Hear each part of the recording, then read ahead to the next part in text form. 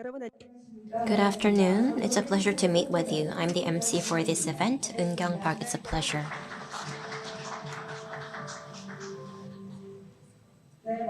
First of all, I would like to thank our participants online and offline for joining us at the International Conference of Shipping and Logistics 2020.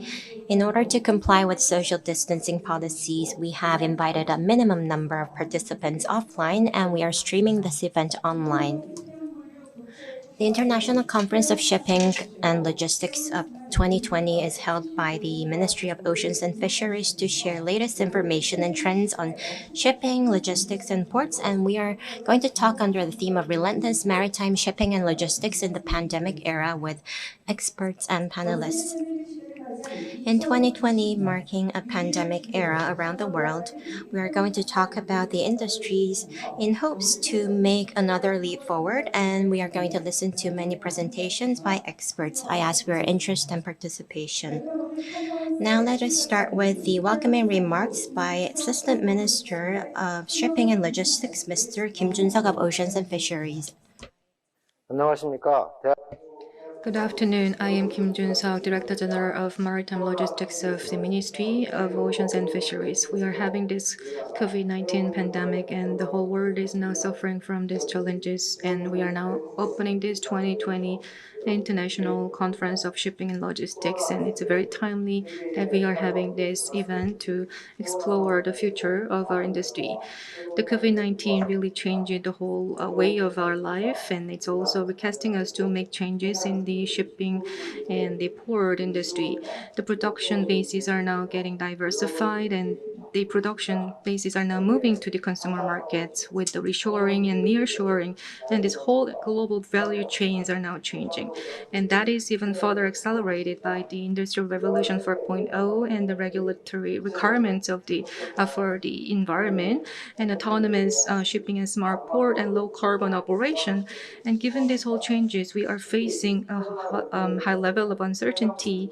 And with this COVID-19, unlike the forecast that the seaborne trade volume will go down, but the freight rate is now going up as the trade volume bound for the American continent is going up, and that is expected to further expand into the East Asia.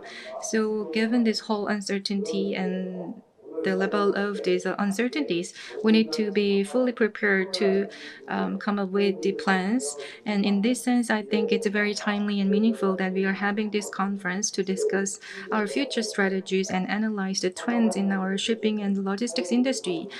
I'd like to ask all the participants to provide your valuable inputs and advice so that we can be better prepared for our future. And all these discussions and good ideas that we share today will be reflected into our shipping and logistics policies. Last but not least, I'd like to thank all the organizers for putting this event together, and I wish you all the best. Thank you. Thank you, Mr. Kim. A big round of applause, please. That was the welcoming remarks by Mr. Kim Jun-seok from the Ministry of Oceans and Fisheries. We have invited a lot of experts from the logistics and shipping industries today. I hope today serves as a venue for information sharing. Now we will listen to the first keynote speech by a special guest, President Hong-sun Hwang of KOBC. He will talk about the outlook on the shipping and logistics market amidst an uncertain global economy and the role of KOBC. Let's invite Mr. Hwang to the stage. A big applause, please.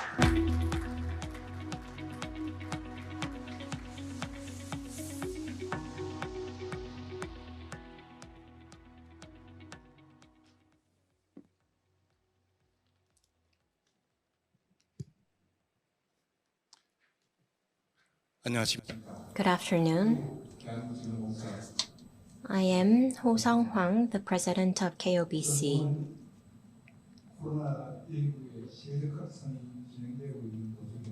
Today, amidst the global spread of COVID-19, we are here to talk about the relentless maritime shipping and logistics in the pandemic era, to review the trend of the global maritime market, and also think about ways forward for Korea's shipping industries. In this regard, I would like to thank Minister of Oceans and Fisheries, Mr. Song Hyuk-moon, and the officials from the ministry for organizing this event.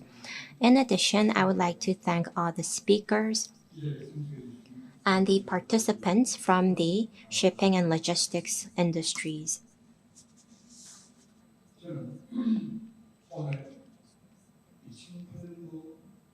Today, I am going to first touch upon the decade-long recession of the shipping industry after the 2008 global financial crisis and the crisis of Korean shipping and logistics companies. And I'm going to reflect on the shipping policy of the Moon Jae-in administration in order to respond to the crisis of the shipping industry and also review the performance of this policy. Lastly, I am going to address the future direction of shipping policy in Korea amidst the COVID pandemic spreading around the world, as well as the role of KOBC.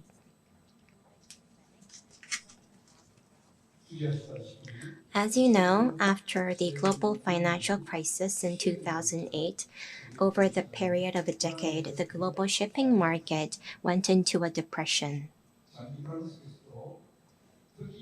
In the long term, depression centered on the ocean liners market. Global major shippers, including Maersk, made drastic investments, adopted larger ships, and cut costs. As a result, they were able to expand their dominance in the market. In contrast, Korean shippers suffered from the long-term recession of the shipping industry and had to suffer the shunning of financial institutions, of ship financing, as well as credit collection. So they could not cut costs by investments. And we also faced the bankruptcy of Hanjin Shipping and also the receivership of leading bulk companies such as Pan Ocean and Korea Line. Overall, the Korean shipping industry faced a crisis in every aspect. However, as you are aware, the shipping industry is one of the sectors that Korea cannot give up despite the crisis. In Korea, the energy self-sufficiency is a meager 18% and crop self-sufficiency is only 23%. And our trade dependency has hovered above 63%. Among this, maritime shipping accounts for 99.7% of imports and exports. As such, the shipping industry is a fundamental sector determining the future of the nation and is also very important in terms of national security. Recognizing the importance of shipping industry, the Moon Jae-in administration, after inauguration, set revitalizing Korea's shipping sector as one of the key tasks of the nation and also set up the 5-year plan for this, supporting the shipping sector. And in order to avoid the shunning of ship financing by Korean commercial financial institutions and to encourage investment, the KOBC was set up as a policy finance institution for the shipping and logistics industry. Since establishment in 2018, including the order of 20 very large ships by HMM, we have financially supported the shipping industry at the value of 5 trillion won. Korean government support to the shipping industry has been reaping fruits starting at the second half of this year, despite the pandemic. First of all, based on the successful acquisition of very large ships, HMM became a regular member of the Global Major Alliance, and Thanks to the growth in the ocean liner market and internal management reform, starting from the second quarter this year, it has escaped a deficit of 21 consecutive quarters and achieved a surplus at the second and third quarter. And only in the third quarter of this year, it achieved an operating profit of 277.1 billion won. Year on year, its operating profit grew by 327.3 billion won. More importantly, in the liner market, we suffered from a container tonnage scarcity and surge in freights from this third quarter. In order to resolve the difficulty of exporting companies in Korea, HMM and Korean shippers have been deploying temporary ships as an emergency measure. Without the policy decision to support the shipping industry by the Korean government, I believe these achievements could not have been made.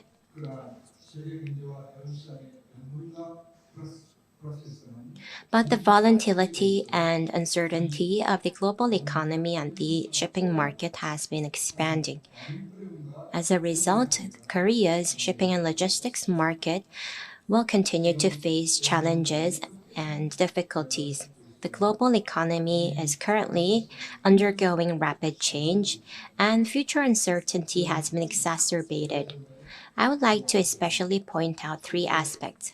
First of all, the continued spread of COVID-19. Due to the global pandemic, people around the world are spending their days in anxiety and fear. Around the world, the number of affected has exceeded 55 million, and number of deaths due to COVID-19 has exceeded 1.3 million. So day by day, we see a spread that continues. As a result, the global economy is estimated to post a negative growth of 4.4% this year. Secondly, we also face the threat against future survival in the form of environmental pollution and climate change. As a result, the world is moving toward a carbon neutral direction. After the revealing of the result of the presidential elections in the US, the world's movement toward decarbonization in order to overcome climate change will accelerate.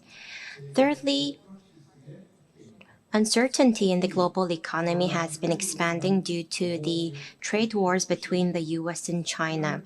Amidst the trend of protectionism due to COVID, the dispute between US and China will bring about a change and disruption in the global supply chain of goods.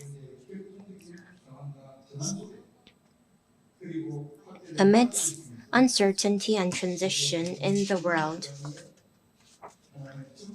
we are here to review and talk about the future of the shipping and logistics market and also think about our countermeasures in Korea.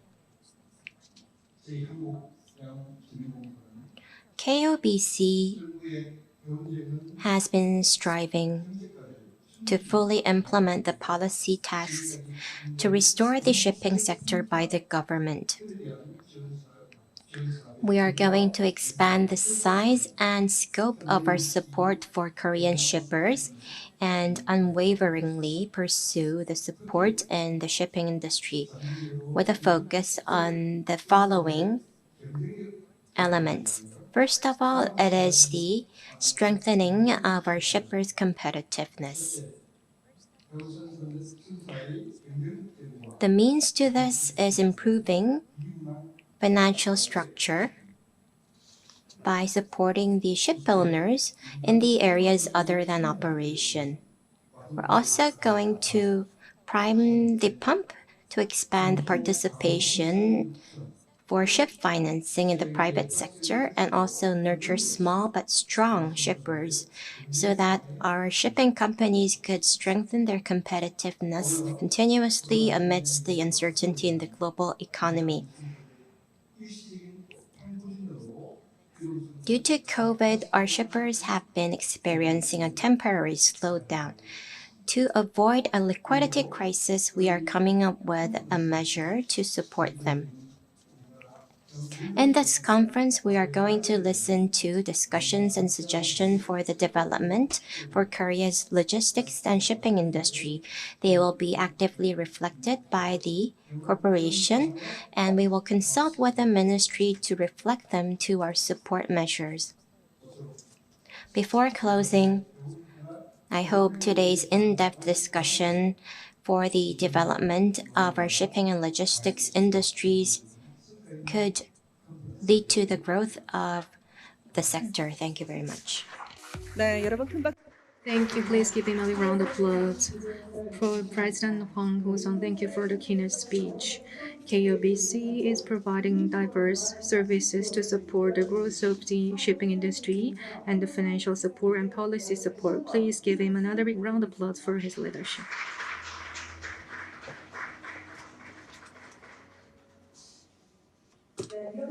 Now, moving on, let me introduce our second keynote speaker, Non-Executive President Martin Stofford of Clarkson Research Service, a UK-based research firm. He will present on changes in shipping volume and its economic impacts. So please join me welcoming the keynote speaker from the video. Good afternoon, ladies and gentlemen. Could I just say what a pleasure it is to join you in your discussions this afternoon. My topic is changes in shipping volume and its economic impact. And really that covers just about everything that's going on in the globe. And so I'm going to have to focus. I've prepared a few slides. And what I'll do is talk you through the organization of my charts. In other words, I'll give you a summary at the beginning, and then we'll go through the different sections, and I'll finish off with some conclusions, and hopefully that will at least give you my perspective. I'm not sure I'm going to be right, but you never know. Well, let's get started right away with my slides, and I've got 4 topics here to talk to you about. First one is that I don't think anyone's going to disagree with me about this. Sea transport is in an era of considerable change. Things are going very differently for a whole bunch of reasons, and I'll run through those and give you an idea of where we are in the markets. Quick word about shipbuilding, and then we'll move on to the really important part, which is the economic impact of climate change and COVID-19. And I see these two as stringing together. We don't really know how long COVID-19 is going to go on. I think we do know that climate change is going to be very much on the industry's agenda in the decades ahead. So we've got to get those in balance, really. That's a challenge. Managing sea transport for climate change 2020 to 2050 is my third topic, and I'll just take you through a few of the issues that seem to me important in that area, and finally we'll have my conclusion. So that's the agenda, and let's get on with it because time is short.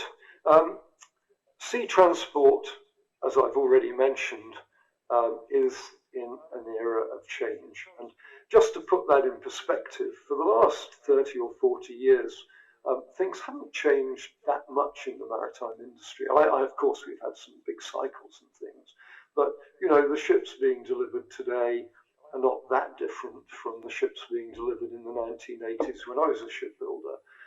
And so suddenly we've gone from this period of relative technical and economic stability, really, to a period when it looks like everything is up to change.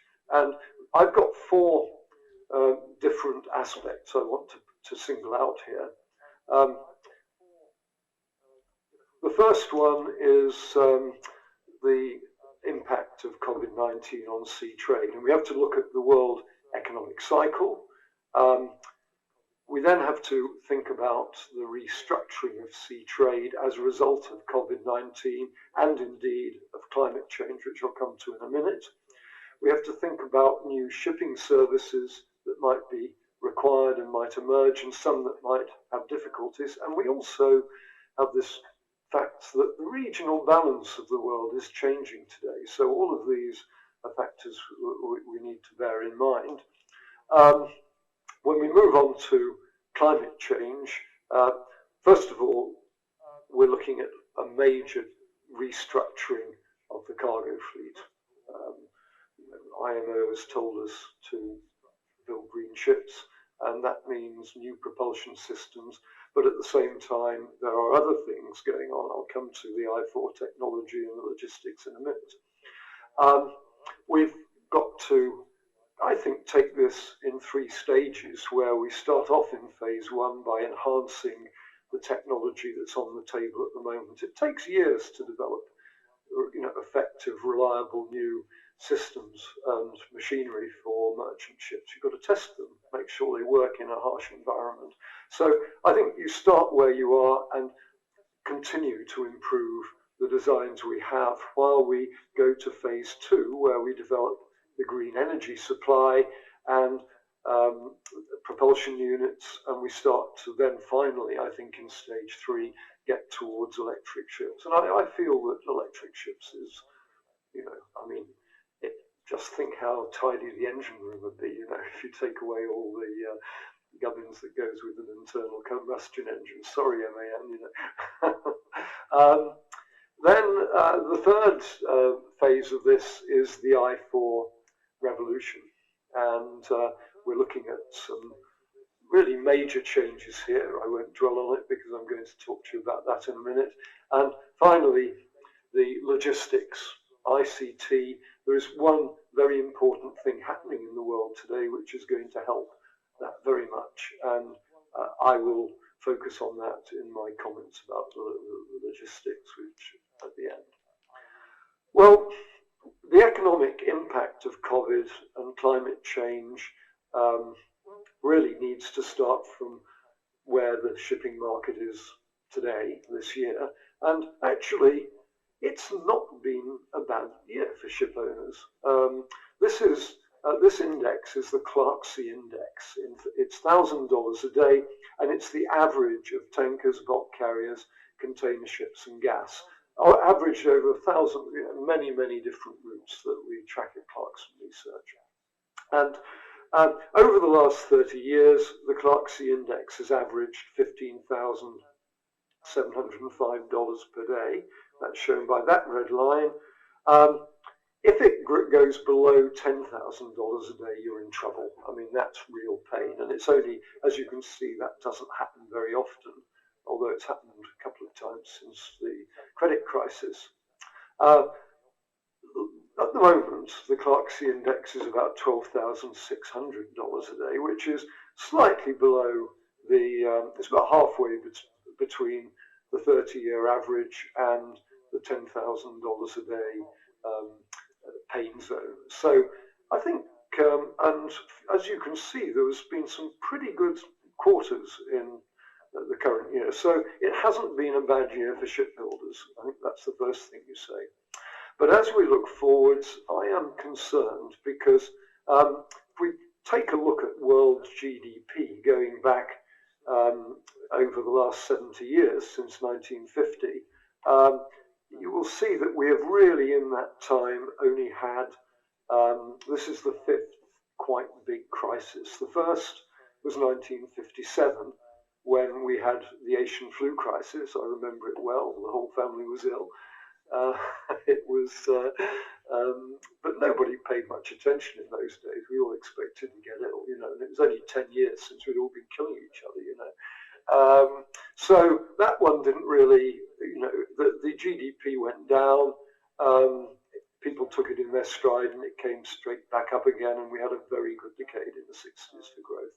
Then we come to the next one, which is the 1973 oil crisis and the Yom Kippur War. That saw the oil price shoot up from about $2 to $10, and we had a recession which fell very steeply in 1974 and then stayed down at zero in 1975, then came up again. So there was 2 years at the bottom then, 1974 and 1975. The third one was the second oil crisis in 1979. This was not so bad for GDP. It was awful for the shipping industry because the oil trade pretty well collapsed. Crude oil shipments fell from 1.6 billion tons to about 900 million tons. So that was very nasty. And then the credit crisis in 2008, after which the GDP index went down to zero, a little bit below zero, and then bounced back the next year. And what's happened so far is that GDP has fallen, but it looks as though this year we will finish at about minus 4.5%, which is much more severe collapse than anything we've seen previously. And as we go into the winter with the two major Atlantic economic areas suffering very badly from a resurgence of the virus, I think we have to be rather conservative about how we look at what happens next year.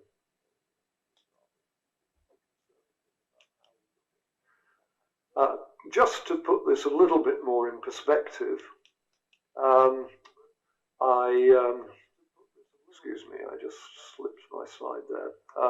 On this chart, I've just added world seaborne trade, and you can see that the trade cycles, seaborne trade growth cycles, that shows GDP and sea trade on the same axis, same scale.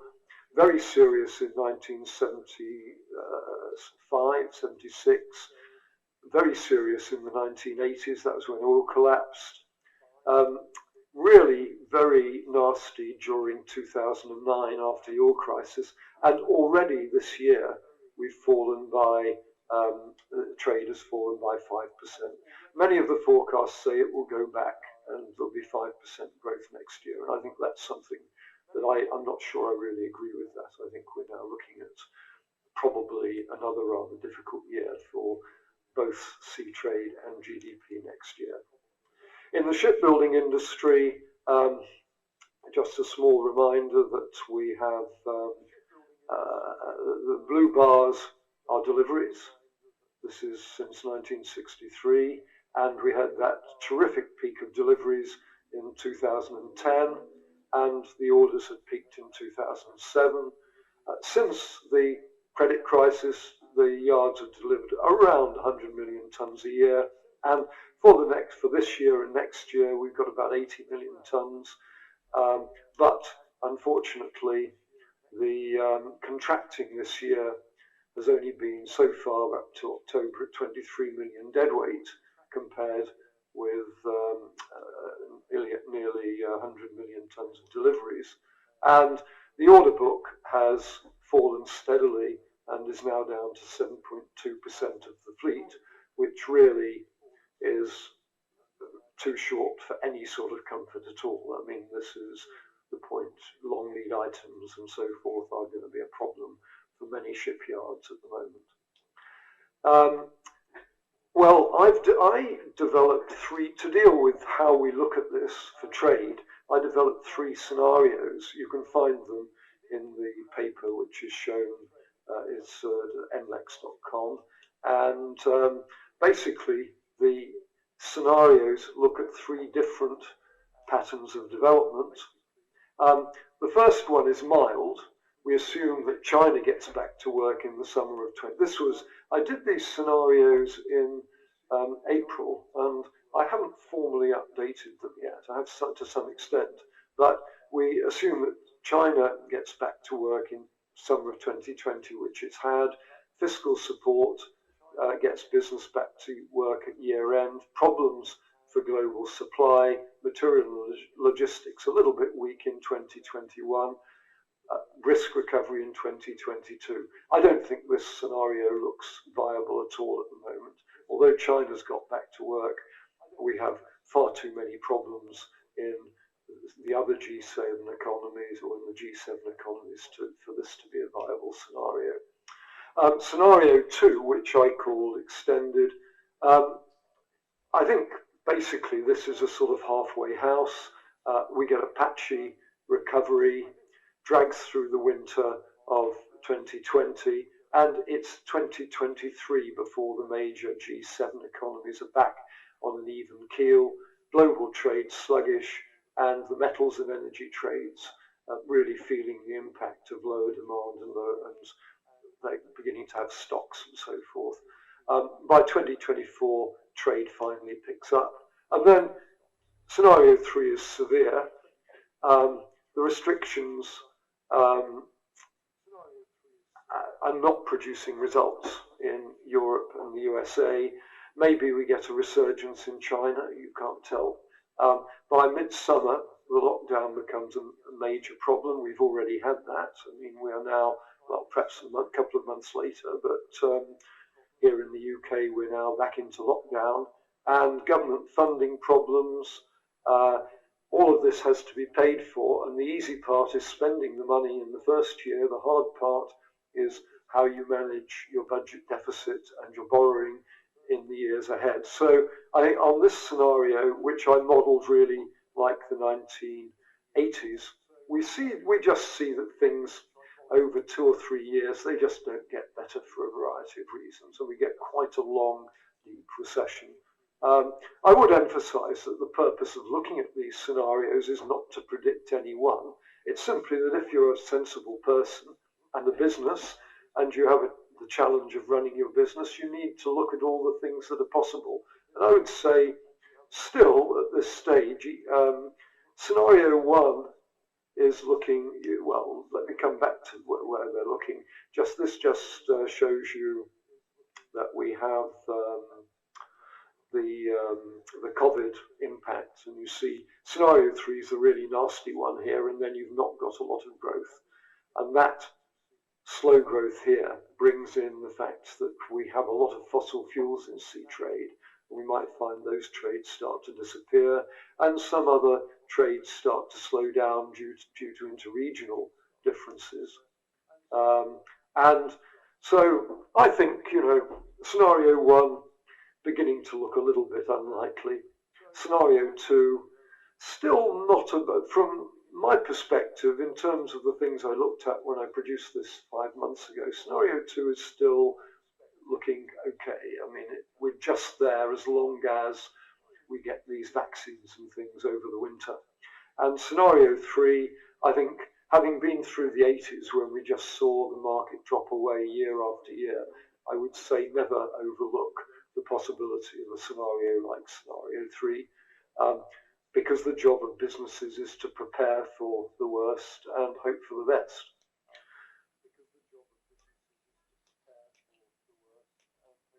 That's just another. And if we just take a little look at the scenarios here, this is all based on scenario 2, and as you can see, the fossil fuels, which is about 40% of the trade at the moment, I think 37% perhaps, drops to 22% of trade. Dry bulk, a little bit of growth. Containers, quite substantial growth. So that's the sort of, these are the sort of scenarios that we're looking at. Again,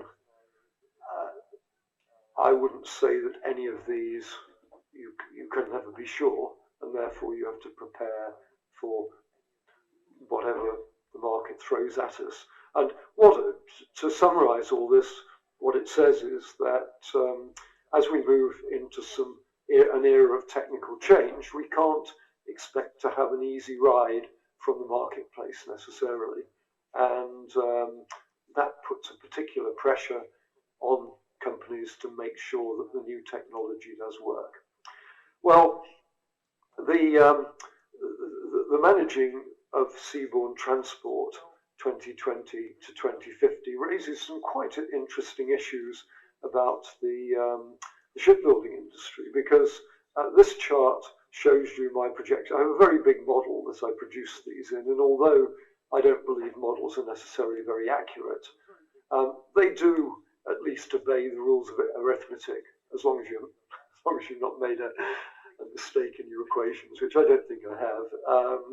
And what this shows is world shipbuilding output since 1960. That's actual. This is the calculated requirement on the three different scenarios. Scenario 1, where the fleet goes 14 knots. Scenario 2, where it goes 12 knots. Scenario 3, where it goes 10 knots. And from these various assumptions and the trade assumptions, I came up with this requirement and demolition as well. I assumed that the existing fleet went on to about 20 to 20 years. And we get a gap here because investors are very concerned and we're not getting much investment at the moment. So in terms of requirements, we have this gap, which can, of course, be, this is not actual orders, this is estimated requirements, and it's perfectly possible to have counter-cyclical ordering from various sources, as we all know. It happened in the 80s. What this chart also shows is that on all three scenarios, you have a big requirement for new ships later on, because in the 30s, because it seems to me very unlikely that we will continue to go at speeds of 12 or 14 knots. The one sure way of cutting emissions is to slow down.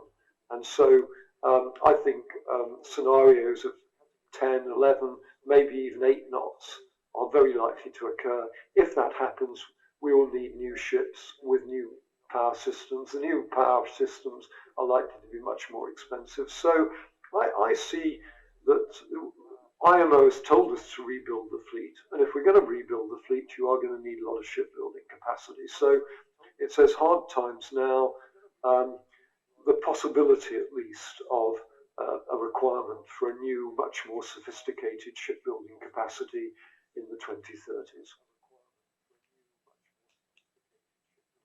And I'm just emphasizing that on these ones. And of course, the cycles are still there. They won't go away. How do we deal with the technology? And I really do have to move on here. Well, I think you do it in waves. The first point I would make is that we have to think about the existing fleet. That is very important.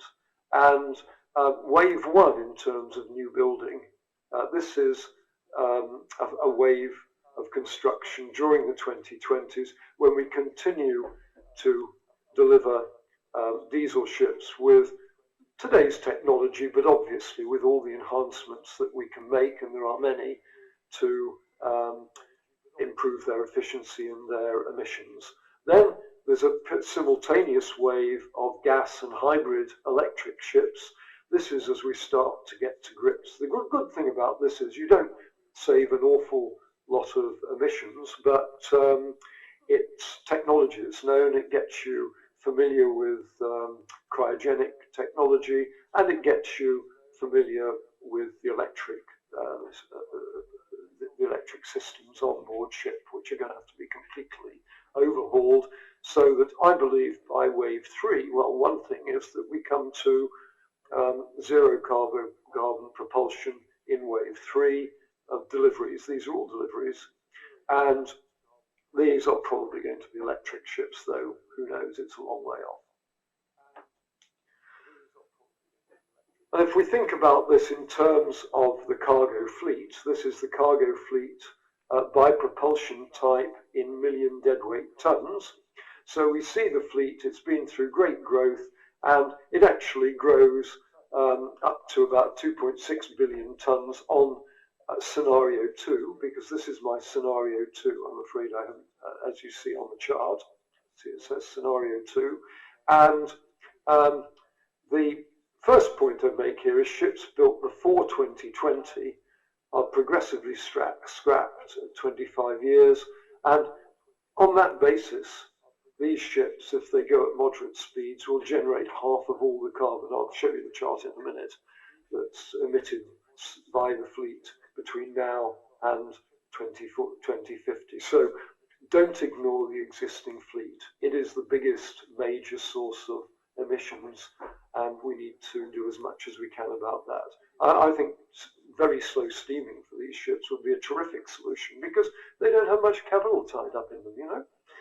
Second wave, these are the diesel ships of the current, the 2020s generation. Here's the hybrid ships coming in and gas, and finally the carbon ships, which, so really by 2050, even with all that shipbuilding capacity, we haven't totally replaced the fleet with green ships, but what we have managed to do basically is to build all the infrastructure. And I think if we slow down the existing fleets as well, as I will show you in a minute, we can quite easily get through and meet the IMO's targets for emissions.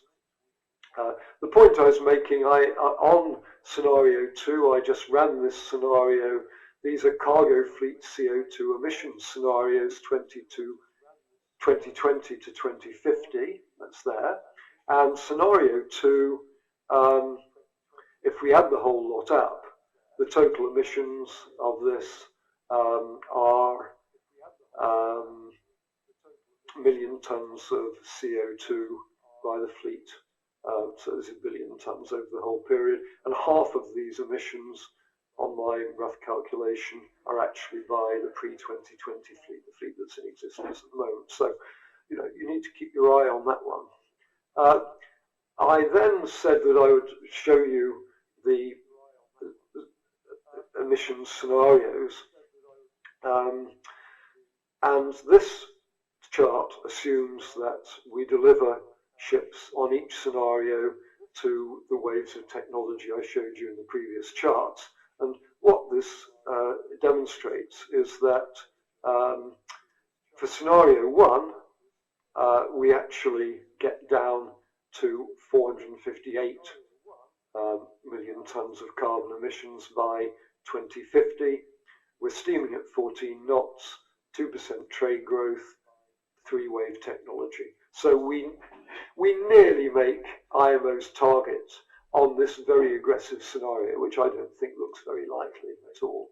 Scenario 2, on scenario 2, we slow down to 12 knots, trade grows at 0.9% per annum, we employ 3-wave technology, as I showed you in the shipbuilding charts previously, and we get down to only 224 million tons of carbon.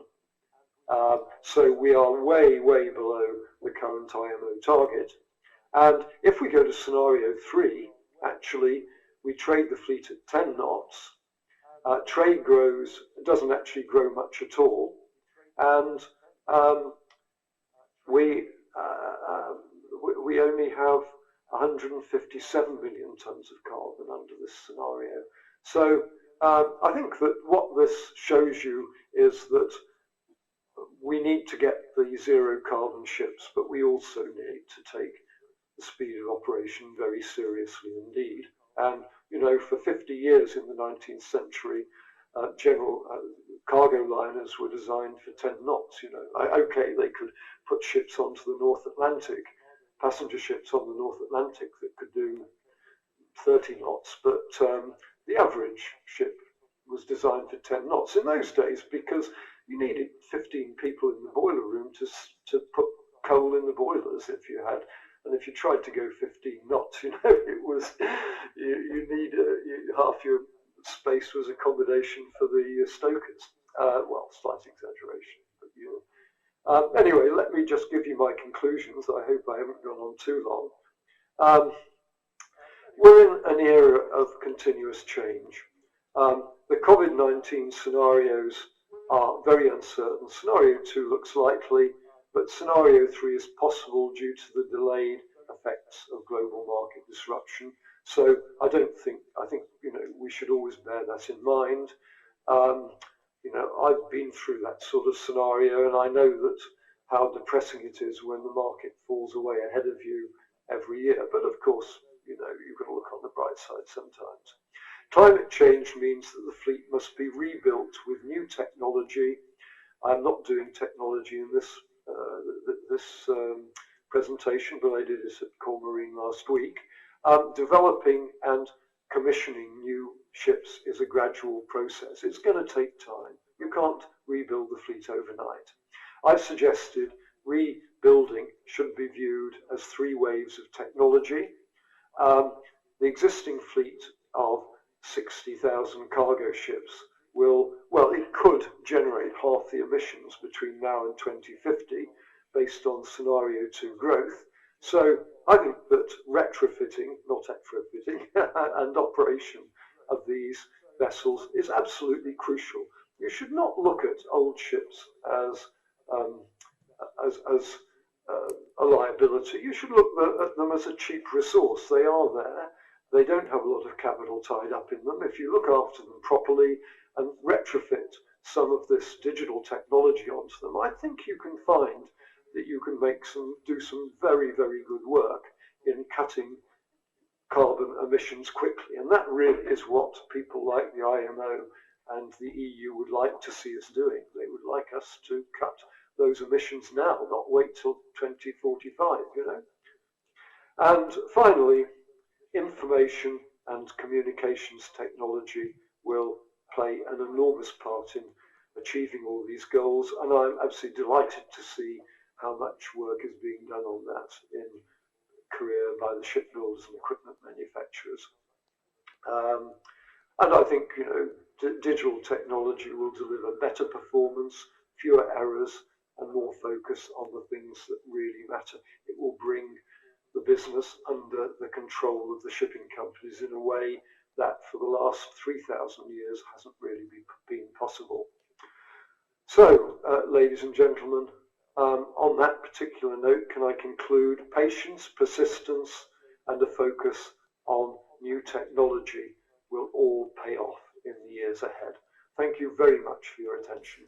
Well, that's it, guys. Thank you very much. I've got through the slides just, and I wish you a very great conference. Thanks so much for thinking of me and for including me in your discussions. So goodbye for now, and let's hope that it's scenario 2, not scenario 3, okay? Bye-bye now. 네, 여러분 박수 부탁드리겠습니다. A big round of applause, please. It was a very impressive keynote speech.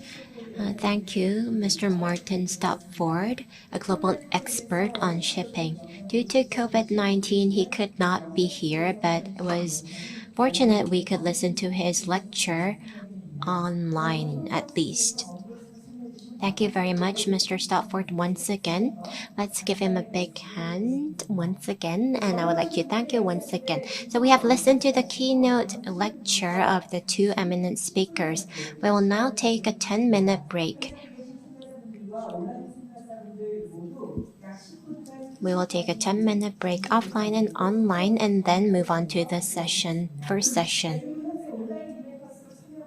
If you're accessing online eventers, you can check in on the webinar page to win a free gift of drinks.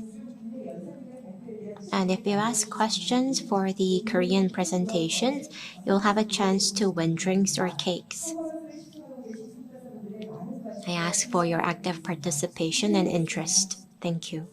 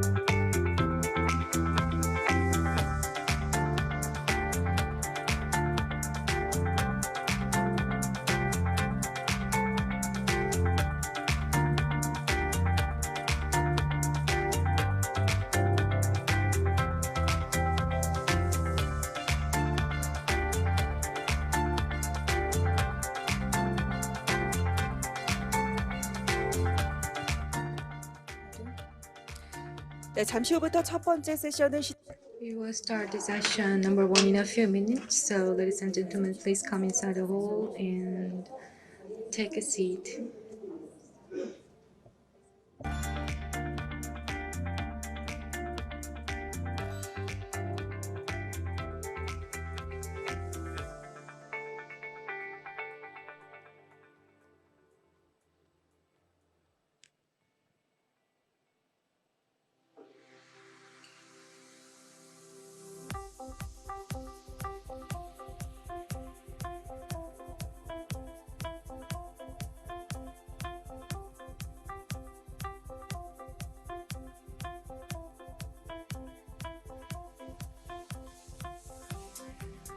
네, 이제 2020 해운물류 Now we will start the session 1 of the International Conference of Shipping and Logistics 2020. The first session is the impact and response in maritime transport in COVID-19, and we have 3 speakers for the session number 1.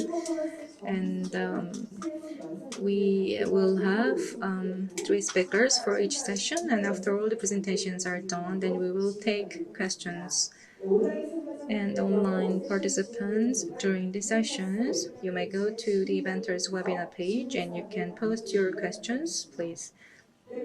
So now we will start the first session and first speaker. 포스트 It would be the title Post-COVID-19 Global Logistic Chain. The presenter is Jan Hoffman, the chief of UNCTAD. Let's watch a video of the presentation. A wonderful good afternoon from Geneva, Switzerland. Very happy to contribute to this important event. I am asked to speak about post-COVID-19 global logistics chain. I'm planning to share with you some thoughts about the maritime country profile of Korea, which we updated and relaunched just early in November. And also insights from our Review of Maritime Transport 2020, which we also just launched now on 12 November. The country profile. For every country in the world and economies, 230, we have detailed country profiles which show the market share of each country, trends in its port traffic, its national fleet, its fleet ownership, its foreign trade, its seaborne trade, trade and services, very detailed information for every country. Here we have a little snapshot of the country profile of Korea. For example, what do we see? We see the share of Korea in the world population and the share of Korea in its economy, the gross domestic product. The share in the GDP is higher than the share in the population, which tells us that Koreans have a higher income per capita than the world average. We also see the share in global exports and global imports. The share in exports is slightly higher than the share in imports. That means that Korea has a trade surplus. You can also compare the economy, the trade, with the share in container port traffic, for example, which is higher for container port traffic, and that tells us that Korea depends more than the world average on seaborne trade, on containerized trade for its foreign trade.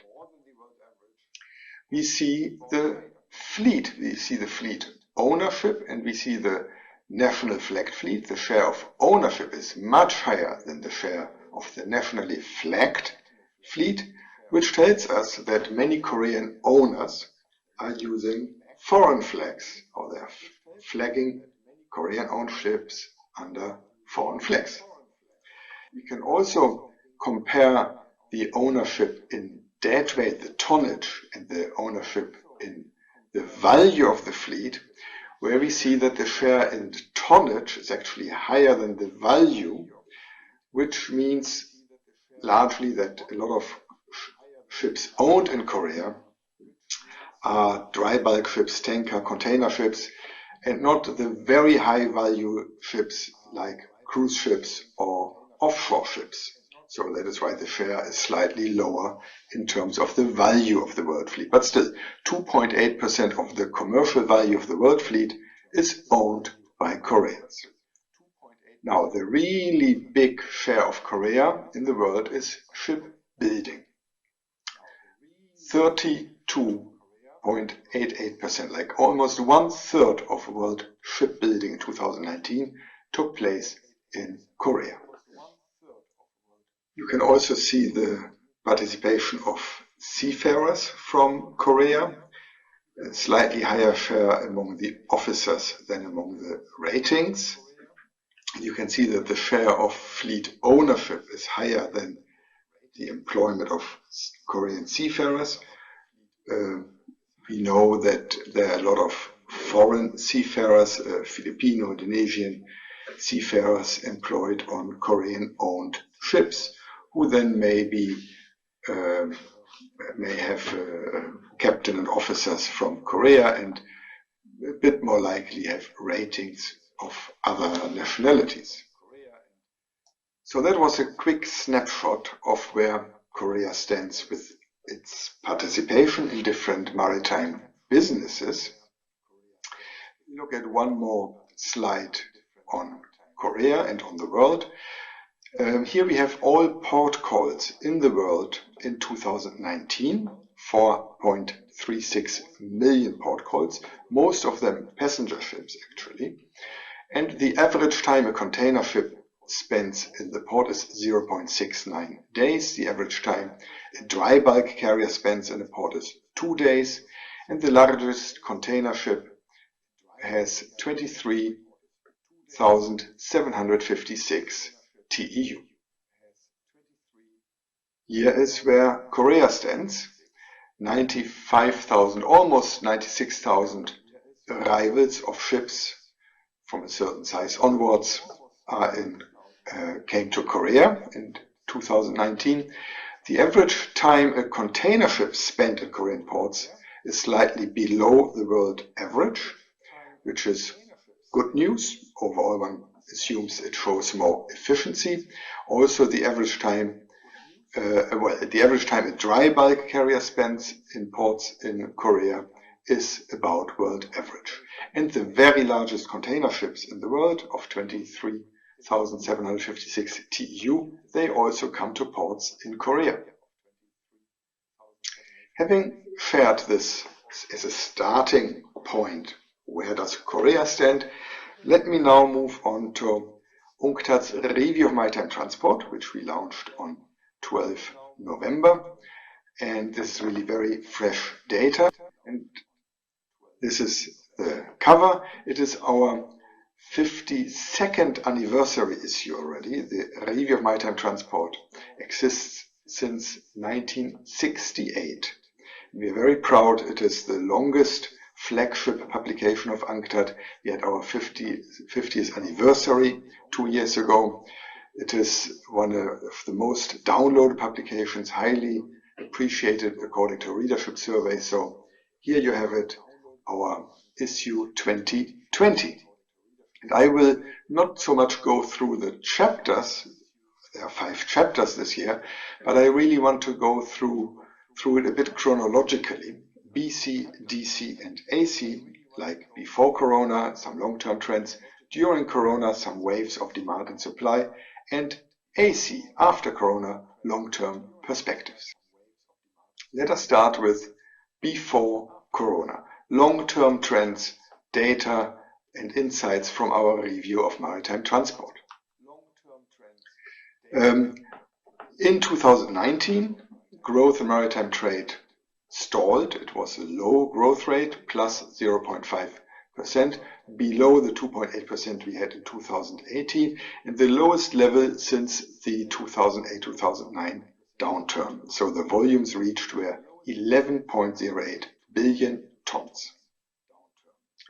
Another long-term trend I find very interesting that can be seen in our data since 1968, 1970 port traffic, the goods loaded and the goods unloaded, by the countries that were developing countries in 1970.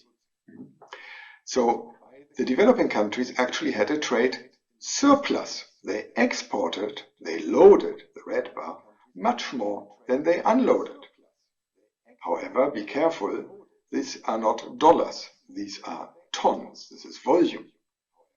So in the past, developing countries were exporters of raw materials. They exported high volume and imported low volume.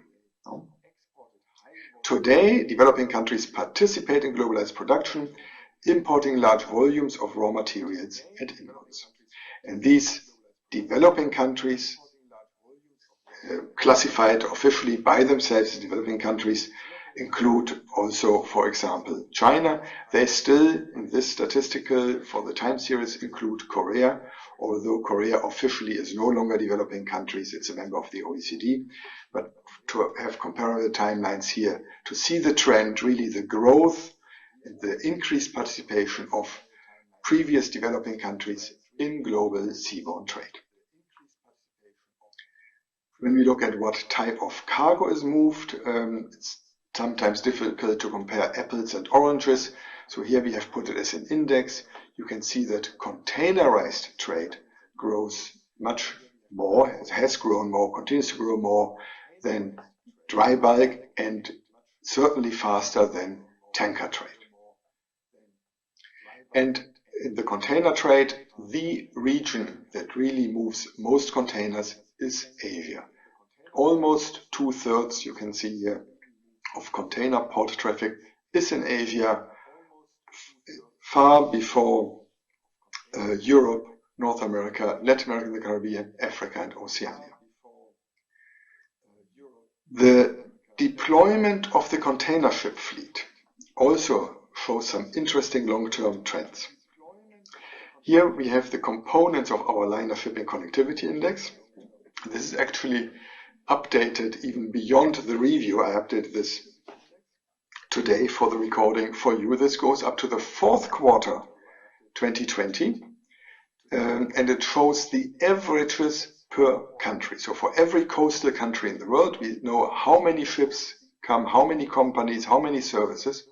You see the average per country of the largest ship has gone up.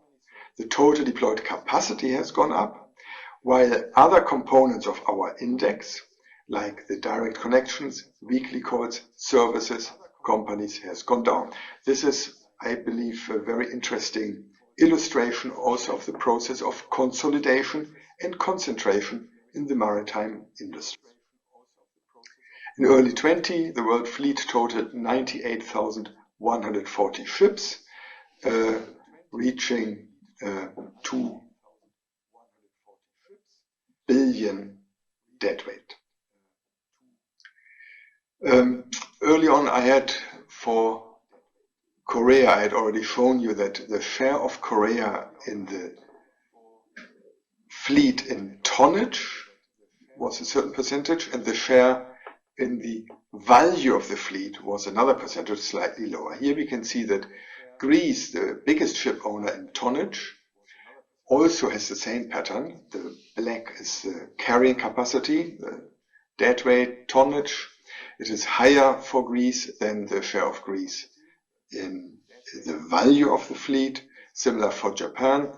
United States, on the other hand, is a far higher share in the value of its fleet, because here we include a lot of offshore vessels, we include the cruise ships, and we also include the commercial value of ships that provide services under the Jones Act, which is protected from competition, international competition, through a cabotage regulation.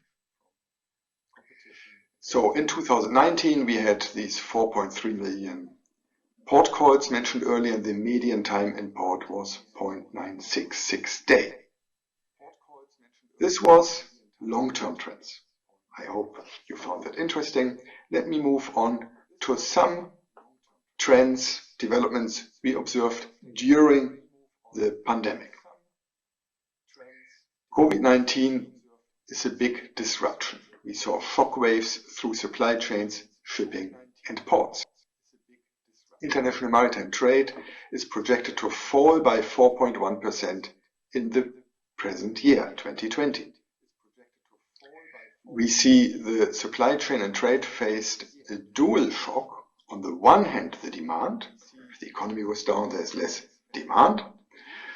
Although this demand went down less than one could have expected, could be another long-term discussion.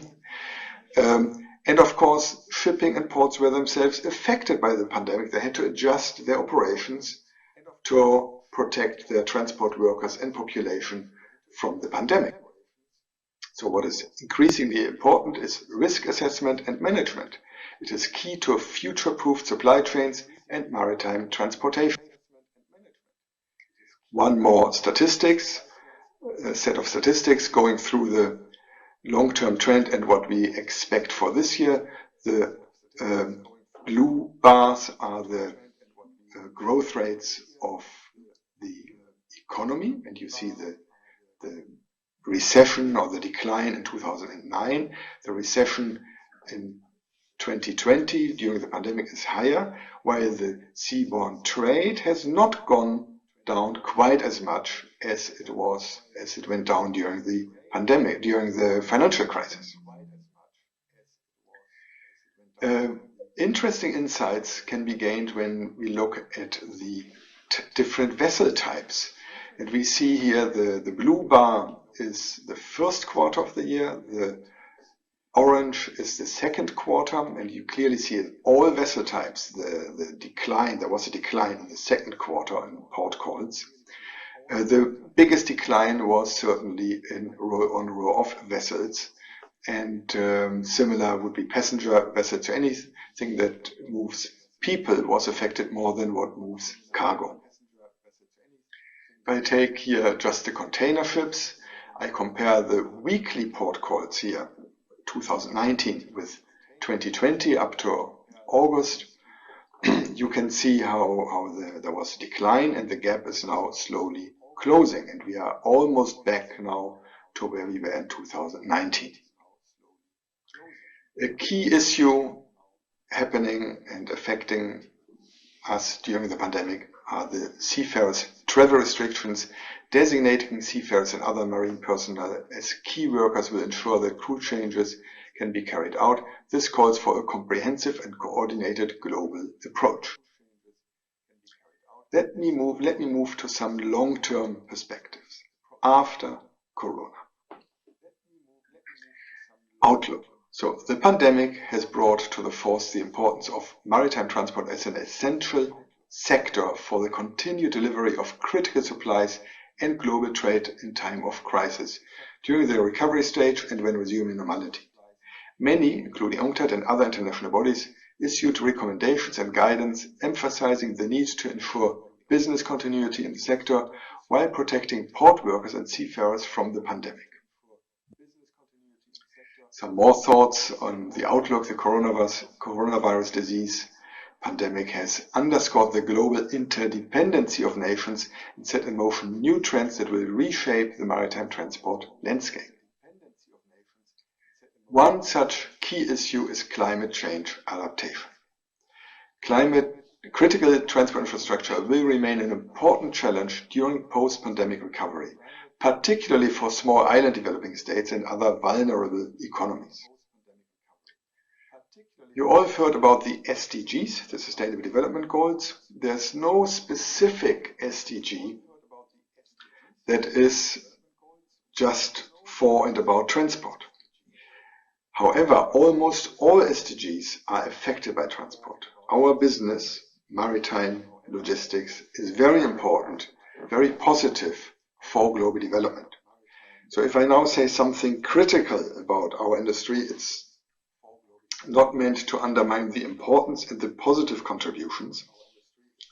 Shipping is the most energy efficient mode of transport. It emits less CO2 per ton mile than any other mode of transport, but still.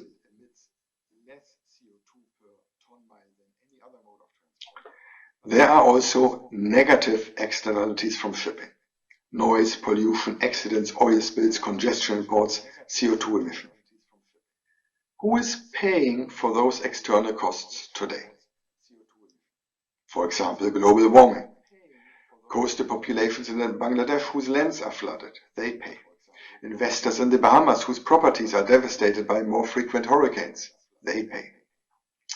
Farmers in Mali whose crops fail after another dry season, they pay. And here in Switzerland, the rich Swiss pay because their ski resorts are left without snow. Who should pay? The polluter should pay. The polluter should be given three options. Either don't pollute, pollute less, go slower, use clean fuel, near source. Clean and help adapt, filter, build flood walls, invest in ports. Or compensate. It is a controversial term, but it's to help those who are negatively affected by climate change.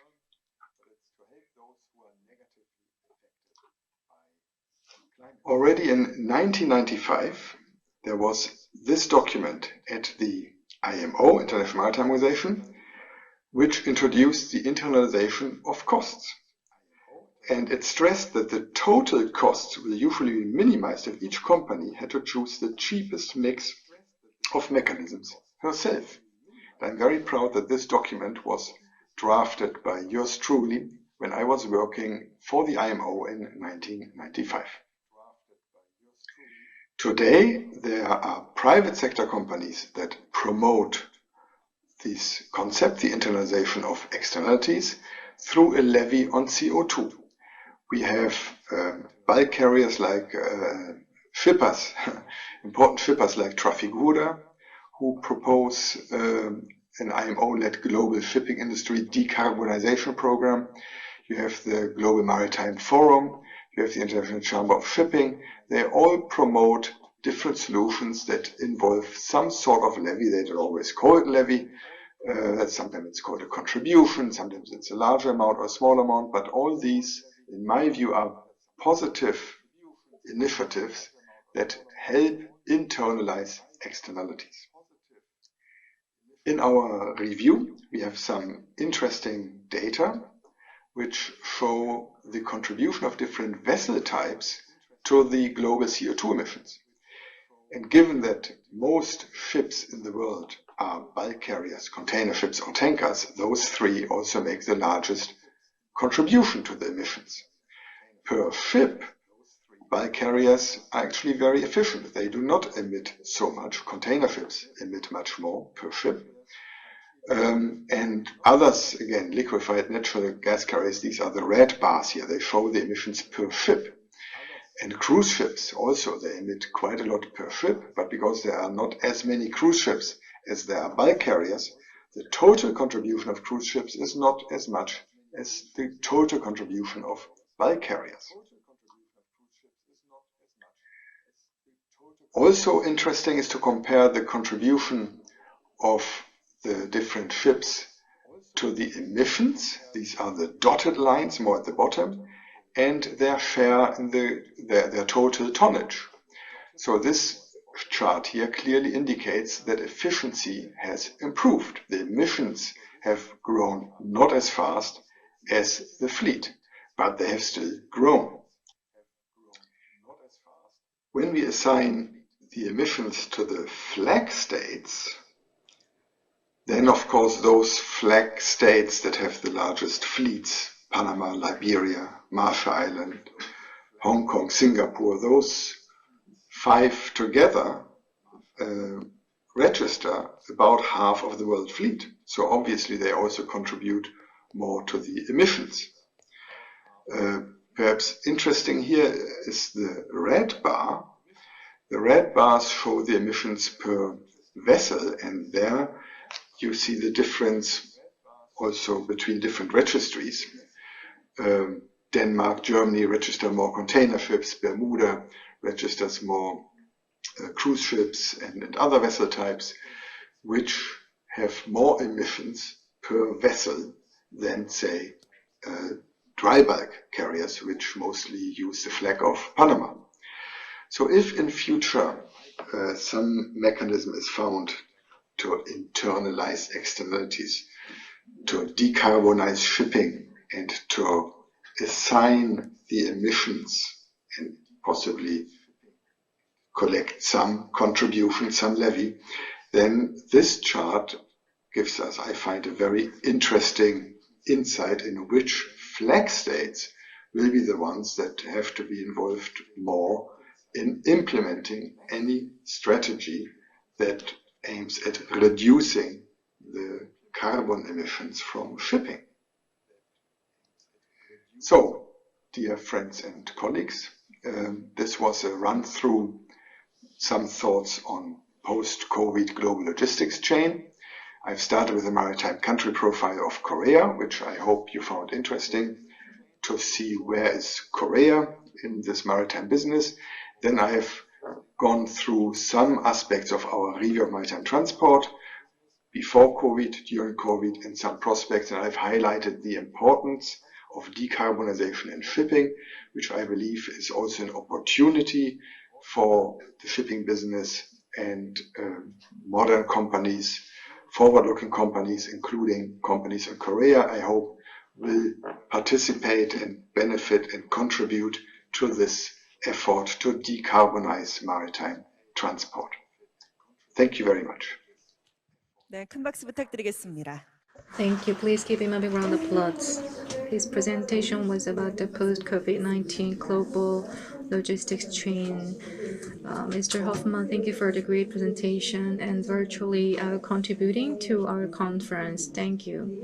And now moving on, we will have the second speaker or presenter for session 1, who is Director Go Byung-uk of Shipping Policy Research Department of Korea Maritime Institute, who will present on shock wave of COVID-19 and its impact to maritime transport. Please welcome him with a big round of applause.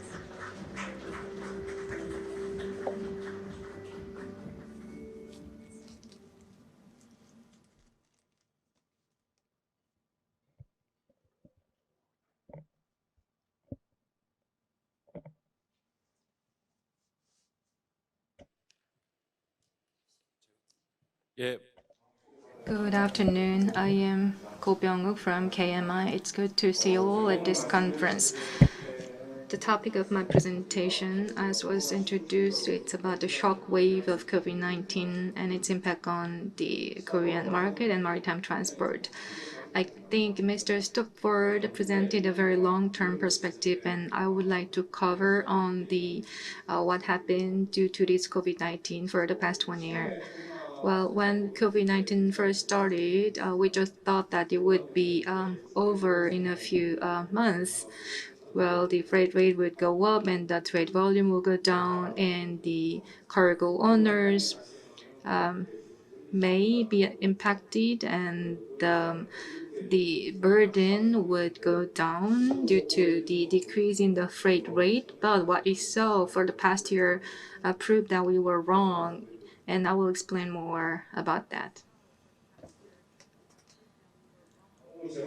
And this is the contents of my presentation. First, I will cover on the container vessel, cargo, dry cargo ships, and oil tanker. And before closing, I will make a few recommendations.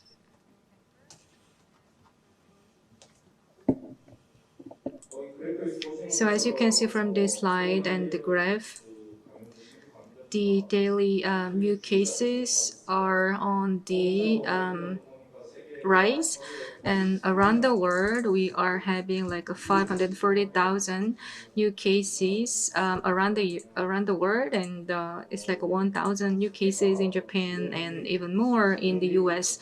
So this whole situation is now getting worse rather than being resolved. So this slide shows what I mentioned in my opening.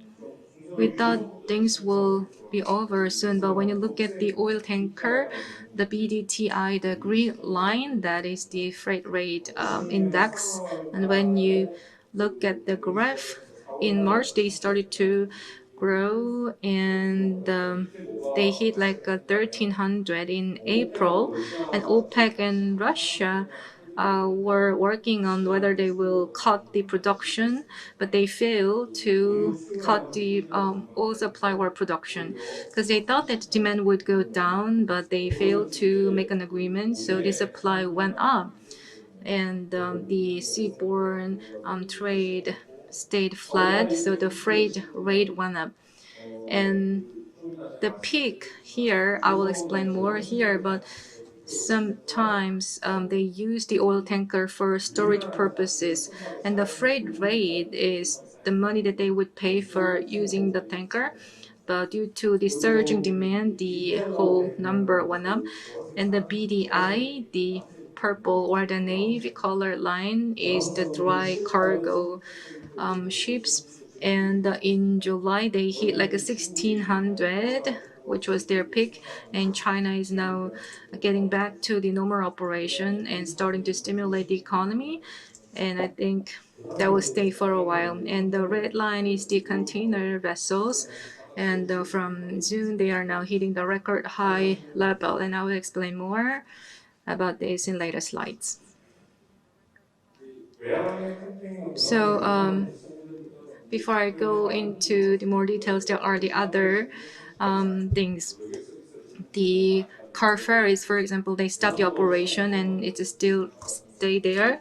And for the passenger ferries, in March, their revenue went down by 80%, and we had this confusion in or disruption on supply chain and disruption in cruise shift, and IMO and ILO are now having this key work designation so that they can have a stable operation of the crew on the ship. So I will tell you more about this different types of the vessels. Container ship is very sensitive to the GDP changes. This is what we presented or came up with at the KMI, and we are having this social distancing and isolation and quarantine. And then the first shock wave is that the consumption will go down because people cannot get gather, and offices and plants are closed, the production will go down, and that will further accelerate, and the companies will go bankrupt, and we will see a higher level of uncertainty.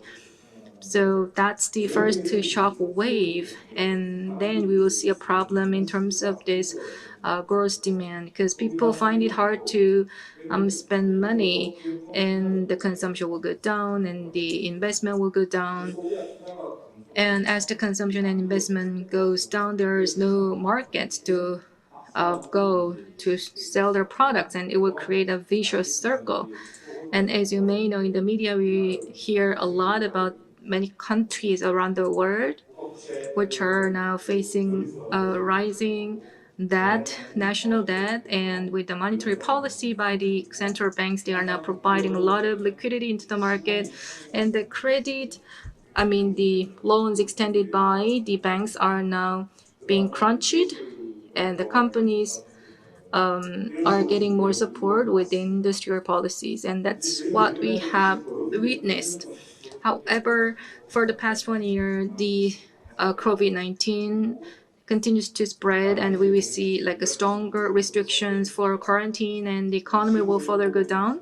So as you know, we will further enhance our countermeasures for the COVID-19 from state level 1 to level 1.2 or level 2. So when we had this huge issue that the graph was developed in April this year, so at the time we hit the bottom, but still we are facing uncertainty because the vaccines might be developed, but still it's not 100% clear whether we can have the vaccines available. So in terms of the containers, one of the main leading indicator is the Purchasing Management Index, the PMI, and manufacturing companies or the consumer goods companies have their procurement managers, and we survey them, and we come up with this PMI. And if it's over 50, we would say that things are okay. But if it's lower than 50, we will say that the things are pessimistic. And around April this year, excuse me. In April, in the EU and the US, the COVID-19 started to spread again, and this number went down to 30. And Vietnam as well, they had to export, so they had challenges. In China, they had a huge crisis in February, and their PMI went down. And then in 2008, it was a bit different. Around 2008, when we had the financial crisis, and in 2009, the container ship companies, to keep their market share, they competed against each other. But this time, their response was different. The blue line means that they just keep their ships idling. They may have like a capacity of like a 2 million, but they just keep their ships idle. And they hit this peak in June 2020. And with the strengthened regulation of these stocks, they have the retrofitting for scrapping. And December last year, like 1 million TEU happened, and now due to the low oil prices, the retrofitting is now getting weaker. So to summarize, in 2008 during the financial crisis, I mean, they were not that aggressive, but now they are now cutting down a lot on their capacity. And this shows the freight cost trend. And what's noteworthy is the freight rate going from Asia to the US is now hitting the record high level, and that started from June. And what goes from Shanghai to EU, I mean, that's the red line, and that's very flat and stable. And Shanghai and Singapore, the container supply and demand is not really stable, and the freight rate is going up, and there are many other issues. And recently, they are really surging. And what's in the red line, it's between Shanghai and EU, and they are very stable and flat. And on a similar note, the freight or the cargo bound for the US, for example, from Korea, it's like 2.5 times higher. For China as well, but for Japan, it's only 30 to 40% increase. And for EU, it's not really growing up that much. The freight rate is decided at alliance level, and for main seaborne routes, they will make decisions. And within that alliance, for each country, they will assign slot or a space. And then based on this assigned space or slot, the cargo owners will have a negotiation on the freight rate. But in 2008, they removed all the alliance, so it's not legally allowed. So the ship owners, what they can do is to just take out their ships, and they will negotiate on the rates. But with the aggressive idling, the freight rate bound for the US from East Asia rose a lot. But what about Japan? For Japan, compared to their own domestic cargoes, they have more idling than the other countries, so they have more fleets. So in terms of this crisis, they were less affected. And for EU, of the top global ship companies, many are the EU companies, so they can have like a very stable services. And this whole graph, if you may, I'd like to say that after the Hanjin shipping, we helped the HMM stay afloat, and they acquired a lot of their assets and properties, and they follow the requirements or the guidelines with in good faith, and they could stay less impacted by this whole crisis around the world. And let's move on to the dry cargo vessels. China played a big role. The Chinese government during the recession, they wanted to further expand their budget spending to overcome the crisis. And the target for the budget is infrastructure development or the construction of the houses, more like a long-term properties. Because during the recession period, they can have like a cheaper construction materials, so they want to build more infrastructure and houses to build the driving engine for the future. And that worked. And for about 1 month this year, they are import of the iron ore trade stayed at a very high level, and export are from export of this iron ore from Brazil and Australia stayed flat. And what you see here, the blue line is the Cape, the large vessel freight rate, and the red one is Panamax. In the second and the fourth quarter, they had this whole grain season, and the Cape, the lines are very fluctuating, and Panamax is usually following the trend because you can have like 2 or 3 different slots in the Panamax if you want to carry the cargoes from the Cape. So they want to like split the cargoes across these whole vessels, and this freight follow this increasing trend. And moving on, the bulk containers, for that they have this FFA market, they have such market, and the first quarter of this year, from October to December, they have this FFA price trend. In May, the advanced countries had a severe situation with the COVID-19, and they went down, but they are now coming back. So in the shipping market, in terms of the freight rate, things are not that negative. And I think this is quite interesting. The oil tanker market, as I mentioned before, in March, OPEC and Russia failed to make an agreement.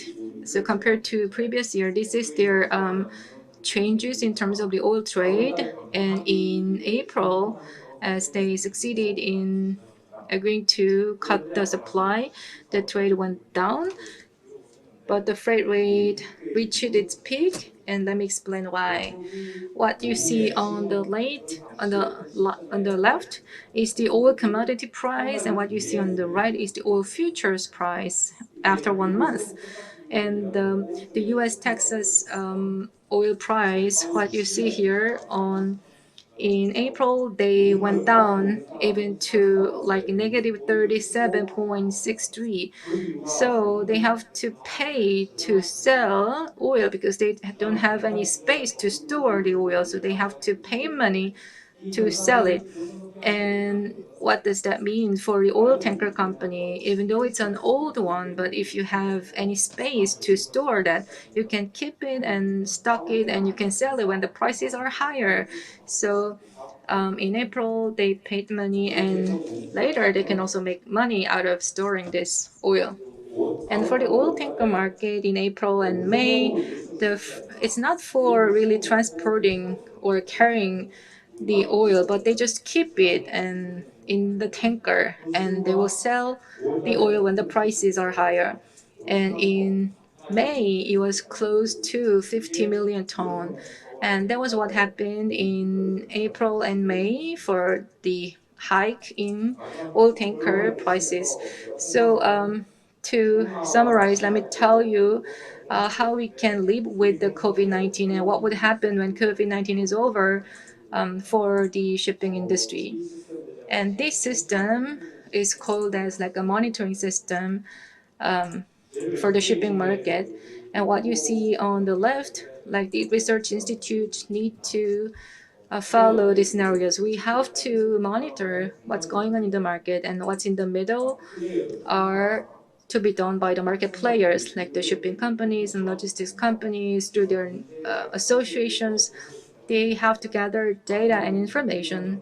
And last one is the financial institutions. Based on the data, they have to assess or think about the risk of bankruptcy for the shipping companies. The reason why we should have this whole system is when something happens in the marketplace, there's a time lag to take responses. So we have to take timely responses, and to do that, we have to have this system in place. Otherwise, we will lose the golden time opportunities. So we have to build a system in place, and that's how we can really live with the COVID-19. And that's it for my presentation. Thank you very much. Thank you. Please give him a big round of applause. He was the Director Go Byung-wook of Shipping Policy Research Department of KMI. Thank you for the great presentation. 실시간으로 In real time, we are receiving questions in the online chatting box. If you ask questions, we have some free gifts. I ask for active participation. And after the third presentation of session 1, we will have a Q&A session. The next presentation is on risk management in maritime transport and COVID-19 by Mr. Young-do Jung, the General Manager of Maritime Research and Consulting Center of the KOBC. Please welcome him with a big round of applause. Good afternoon. I'm the General Manager of Maritime Research and Consulting Center of KOBC, Young-do Jung.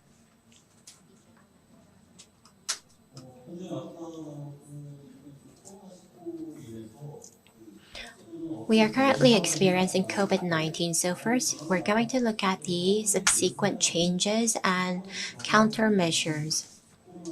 So what are the changes? There's COVID-19, Fourth Industrial Revolution, and the changes in the logistics and trade sector. There are also problems faced by Korean and foreign shippers regarding the cost competitiveness, information, and flexibility in response.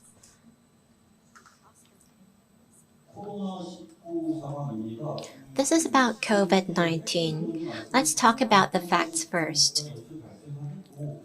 It broke out at the beginning of this year. We are seeing second resurgences, and there is concern of third resurgences. If we go deeper into this situation, countries with successful quarantine are mostly in Asia, including China. The US, Europe, and Latin America and Caribbean countries are facing difficulties in controlling the disease. What we can expect from this situation is that the center of the global economy could shift to Asia due to COVID-19 at a higher speed. And secondly, COVID-19 is being prolongated. Politically, there's the issue of classes and poverty. So between economy and quarantine, we need to keep a balancing act. It's about whether we die from the disease or die of poverty. So going forward, I think the government will strike a balance between the two aspects. To make a prediction, of course, depending on the quarantine measures, the recovery will be having a different shape, but there is higher likelihood of a V-shaped recovery. Amidst a lot of stimulus packages by the government, there is inertia in the economy. The past spending pattern is where we will rapidly return to after COVID. So reflecting this into the shipping sector, first of all, China has quite successfully dealt with China. So the recovery in the shipping sector, especially in the dry bulk market, could be faster than expected because the indexes for recovery are energy, steelmaking, and construction. So when we think that COVID is controlled, we will see a spike in these activities. And as Mr. Stofford has pointed out, what's different from the past is that the order backlog of ships is very low. It means that we will see less ships in the market going forward, meaning that even the smallest shock will make the shipping economy volatile. In terms of supply, elasticity depending on the market situation will be large, and the signal of controlling COVID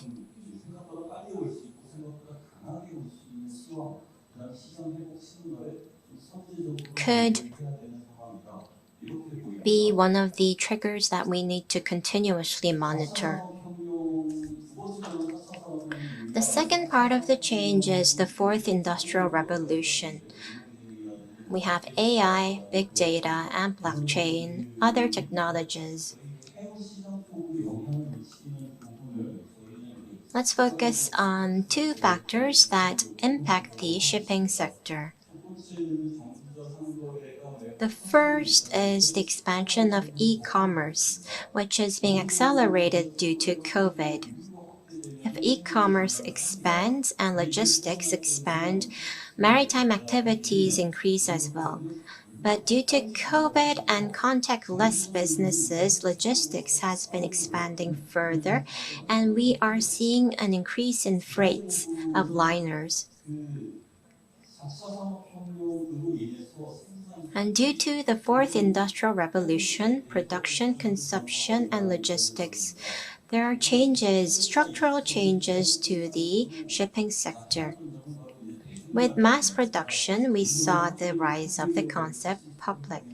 With a conveyor system, we produced at cheap cost. So simply put, everyone consumed the same product and services in the mass media and mass communication era. With the third and fourth industrial revolution, we are seeing a change into the small production of diverse goods. So a structural change is expected in the shipping and logistics sector. So we need to focus on these changes.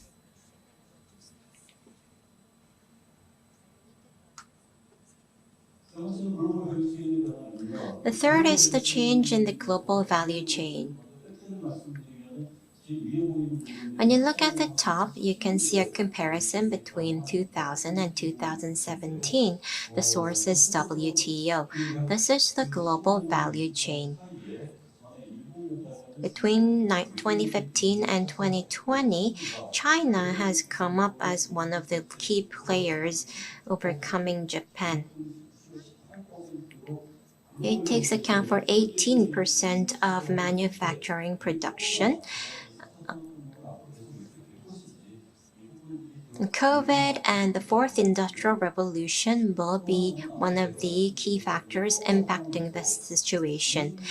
And amidst COVID, China is not the only country successfully controlling this disease. The trade war with the US and presidential election will pose a change to the policy. But let's say if China is the only country that successfully controls the disease and other countries such as Taiwan and Vietnam fails, the production hub of the world will be relocated to China once again. However, other Asian countries are quite successful in quarantining. So rather than new changes, we will see the continuation of the past change at a faster pace.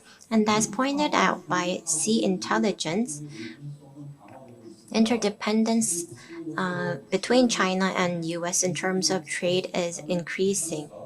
Most goods imported from China to US is cell phones, computers, and IT equipment and game goods. With the social distancing policies, the need for these goods has been increasing. So for some time, unless the US makes a breakthrough in controlling COVID, we believe that dependence of US on China will continue. When we focus on the shipping sector, I mentioned the small production of diverse goods. I believe the routes for container ships in Southeast Asia will diversify and expand, which will be an opportunity for Korean companies. And it's a very important time for us to secure the position, a strong position in this regard. So, how can we overcome the challenges of COVID, the fourth industrial revolution, and changes in the global value chain? Before then, let's take a look at the risk management by Korean shippers. This was a result that we collected in September this year. The form of risk management is change in freights and changes in oil prices. And the method is adjusting inventory or monitoring, which is quite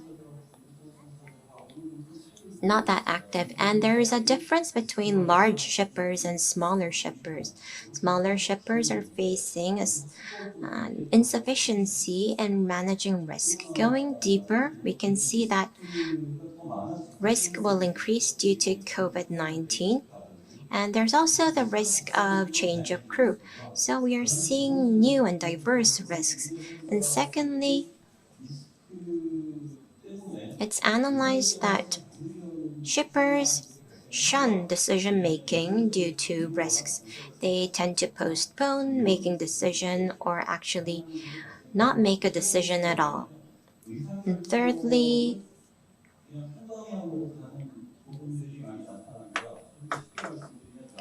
their decision making is just getting on the bandwagon following the major trend. The problem is that this kind of decision making will make the risk overwhelming. They will be put in the corner in the end. So they need to be proactive and try to avoid the status quo. And this should be the direction for risk management by Korean shippers going forward.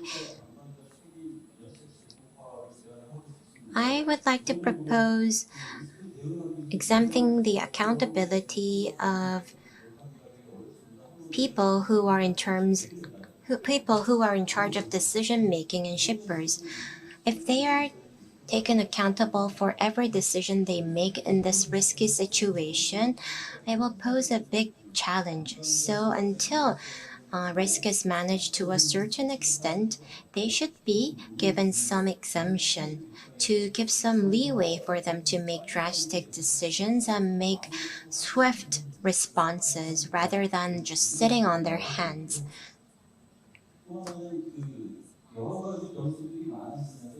And with increasing number of variables, the government and our center must strengthen capability to respond to unexpected variables. While COVID could have been a very significant risk to our companies, so I believe the center must strengthen its capability of warning against these issues to our shippers. And there's also the issue of cost competitiveness. Competitiveness is important because in a boom you can earn more, and in a downturn you will have less loss. However, the meaning of cost competition has changed.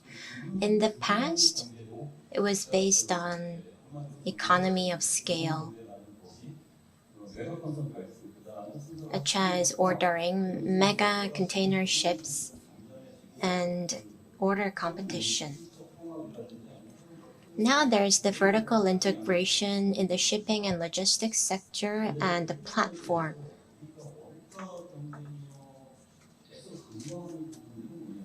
What we neglect in terms of cost competitiveness is that with a long recession, we only think about the financial aspects with cost. But for cost competitiveness, you need to buy ships at a cheaper price.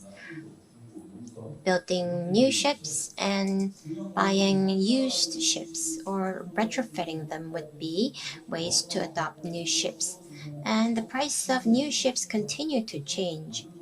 So if you can secure a ship at a discounted price, that would be a way, but the price could increase after you buy a ship. So monitoring and analyzing the price of ships could be one of the more important factors in gaining cost competitiveness. Global shippers are strong because of these financial conditions that they can negotiate, but because of their analysis and prediction of the ship value.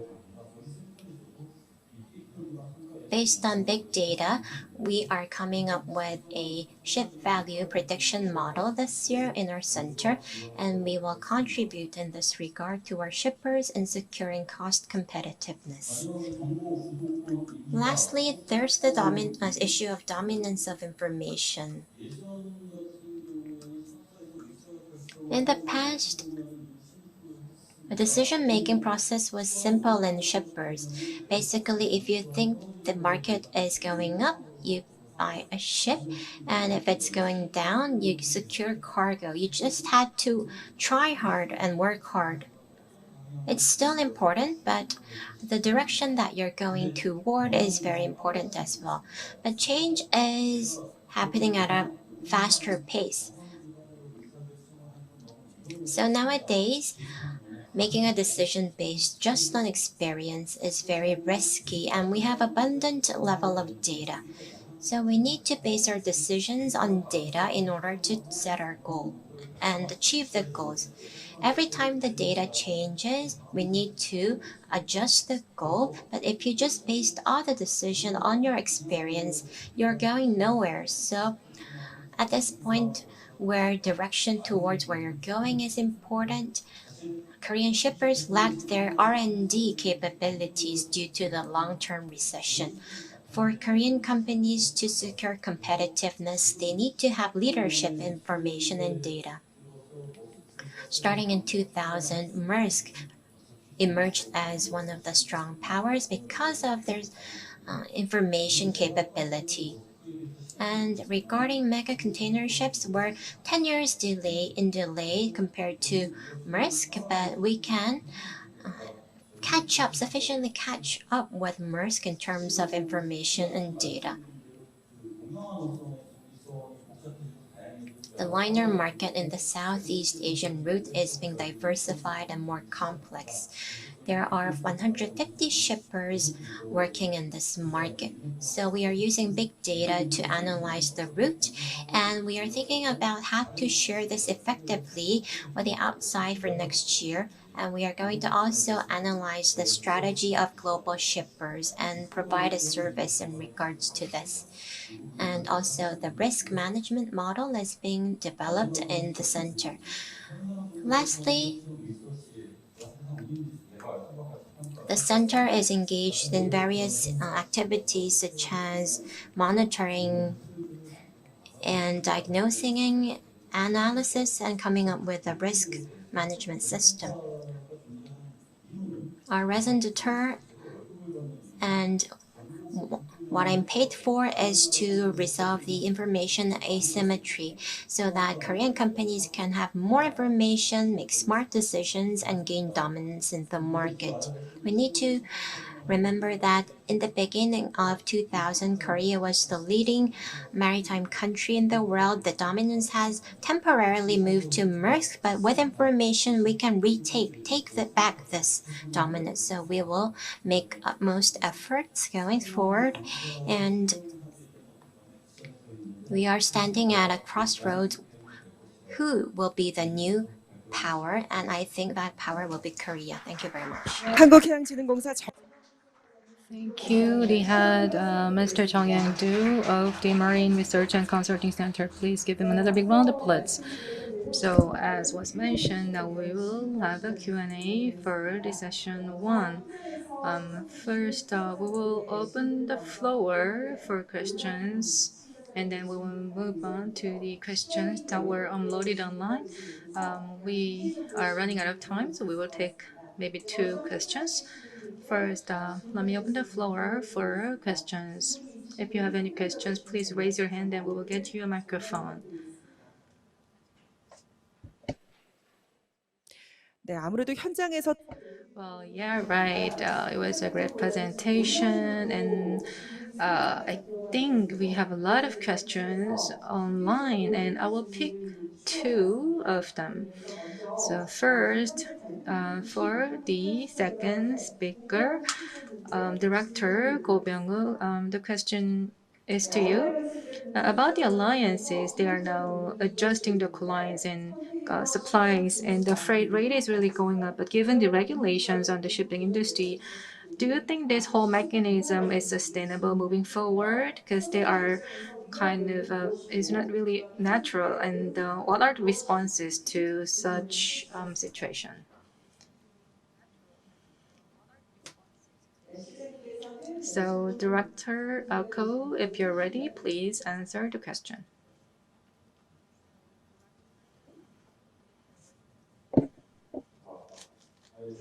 Thank you for the question. So, where should I look? Okay.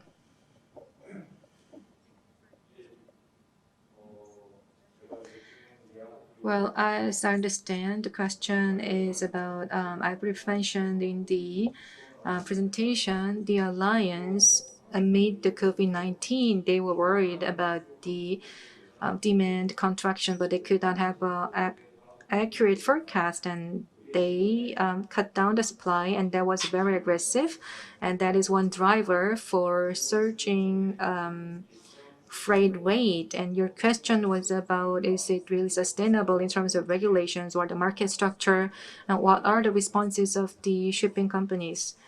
So yeah, I mean the person who asked the question seems to have a lot of insights about the market, and given the market structure, I couldn't cover that due to time constraints during my presentation. But in 2008, the trade volume decrease was expected, but compared to the marketplace back then, now we have less number of the shipping companies, and they have this alliance, and we have like a high level of this whole concentration in alliance. Three major alliance companies cover like a 99% of the European routes and about 60% of the American routes. But here's one popular economic term. So they have these practice, but it's not really sustainable because there might be some deviation, and some certain market players will see these opportunities, and this whole price fixing will not be sustainable. In terms of legal requirements, things are even worse because, as far as I know, already this whole aggressive cutting of supply has been covered a lot in the media, and FMC had an investigation at the time. I think it was in the second quarter, and the Chinese government also sent a warning to these shipping companies. So in terms of the law, the EU alliance regulations, the EU allowed the alliance, and on their document they call it like a technical consortium, and that was for like sharing their own technical expertise for more efficiency, and they should give some benefits to the cargo owners and other participants. But for now, they cut down the supply due to some inevitable reasons, but the freight rate has been staying at a high level, so it has a risk of price fixing case. So in terms of legal regulations, this high freight rate is not likely to continue, I think. So my point here, the responses of the cargo owners and the shipping companies, well, I mentioned in other times, but Baltic Exchange and container, they have this whole container index, and based on this index, they are now working on making agreements on many innovative technologies. According to Drolly, like over 10% are based on index. Their agreements are based on this index. So for Korea, I think we need to be more aggressive in terms of adopting these risk management techniques. And China is also already doing this, like a certification system for excellent companies. And if we have more contracts, then there can be one way of responding to these changes. So to summarize, it's been already 13 years that since I joined this business, and I often hear that the cargo owners have changed. The ship owners said that, I mean, the friend in difficult times are really good friend indeed. And for the past 1 year, what I'm witnessing is the cargo owners starting to feel the same way. So they are now in their shoes, I mean, the ship owners, and they now see the positions of the other party. And if they build more like infrastructure in place, then the the big powerhouse in the future in the shipping industry will be Korea. And I believe it will really drive the exports of Korea and provide a very strong service to the companies around the world. And that's my answer. Thank you for the question. 네, 고병욱 실장. Thank you, Mr. Go, for that answer. A big hand, please. Now, the second question. It's from online participants, and this is a question for Mr. Tong from KOBC. You mentioned the current status of risk management by Korean shippers. Regarding the risk warning service, can you elaborate your plans and current service? Let me elaborate in detail. Let's say there's a typhoon coming. Two factors matter: the typhoon route and when it will land.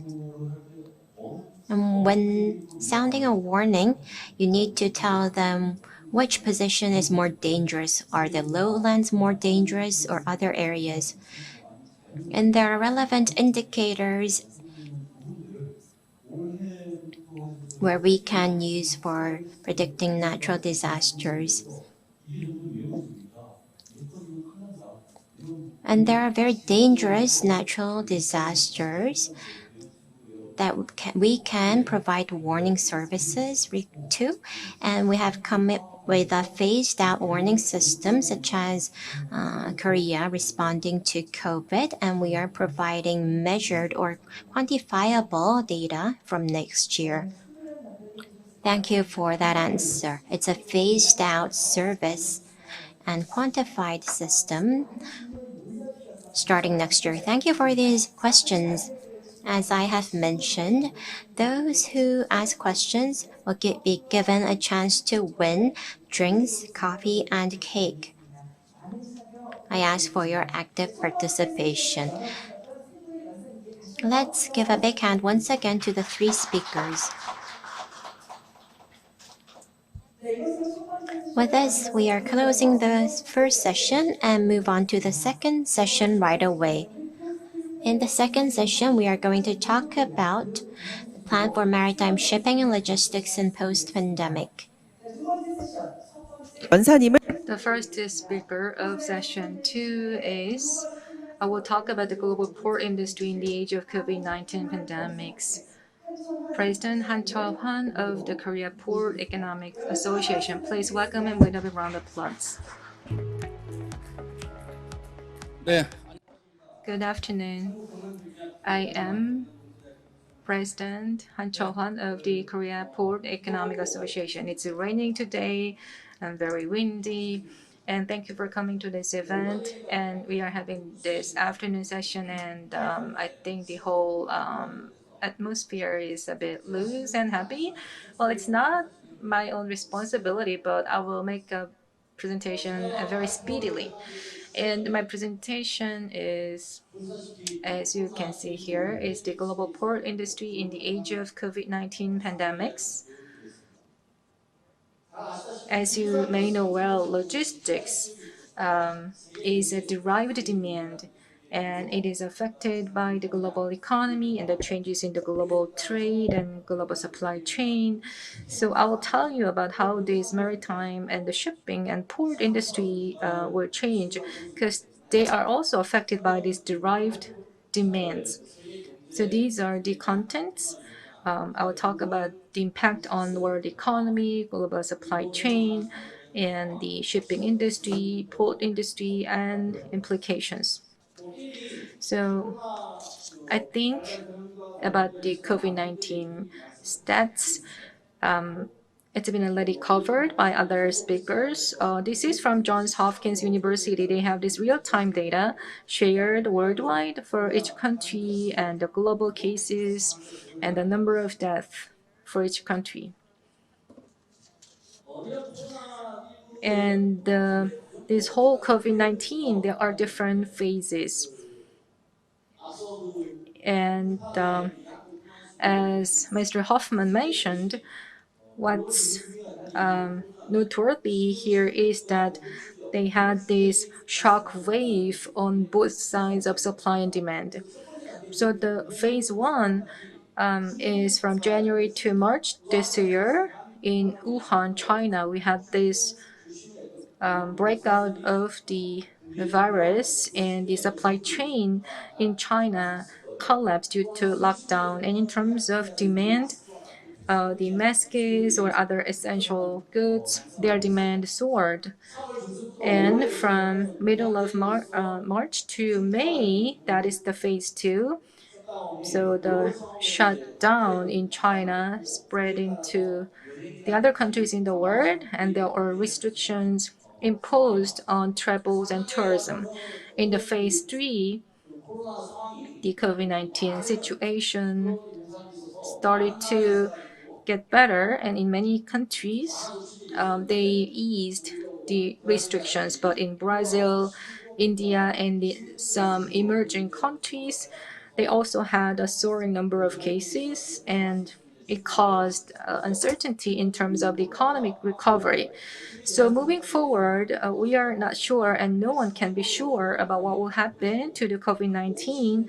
And even at this moment, Korea is also seeing that the number of confirmed cases are rising. So the global economy and the shipping and the port industry will face the uncertainty.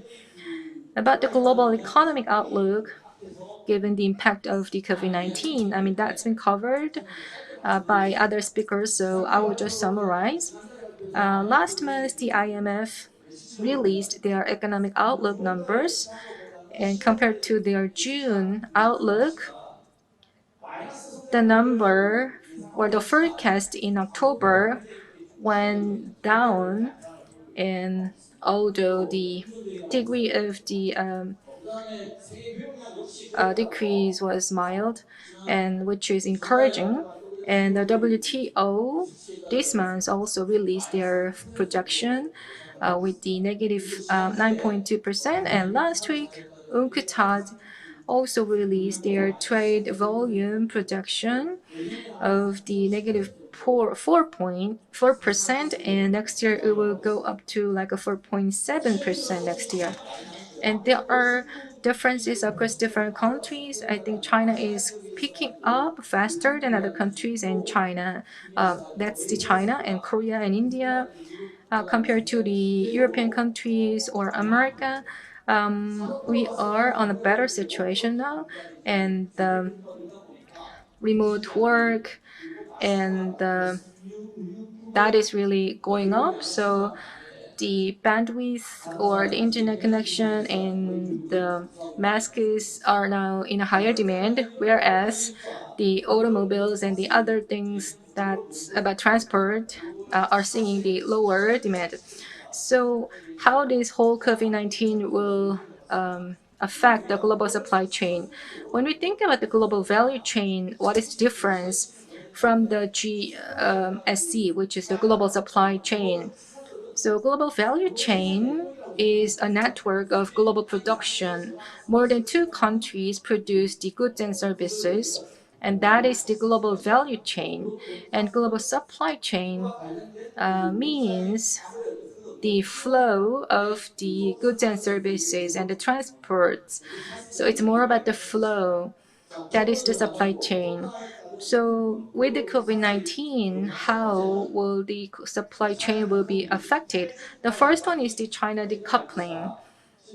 So the global supply chain has witnessed the huge concentration on China as a production base of the world. But this will change, and in particular, the US China trade war will further accelerate that situation. And the manufacturing or fabrics or the electronics, those sectors are likely to move their production base from China to India or Vietnam. But for automobiles, which needs to have good access to their markets, may move their production base to the other countries. And the R&D or design capacity is essential, like the IT or the ICT or semiconductors. They may also move their production bases to the other countries. So the reshoring and nearshoring will go up. And the nearshoring means that they will relocate their production base to the nearby countries.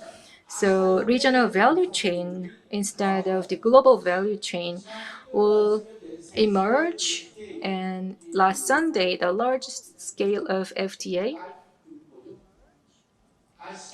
the RCEP, has been signed. So I guess the regional trade in Asia will benefit from this impact. And also number 4 is the diversification of suppliers.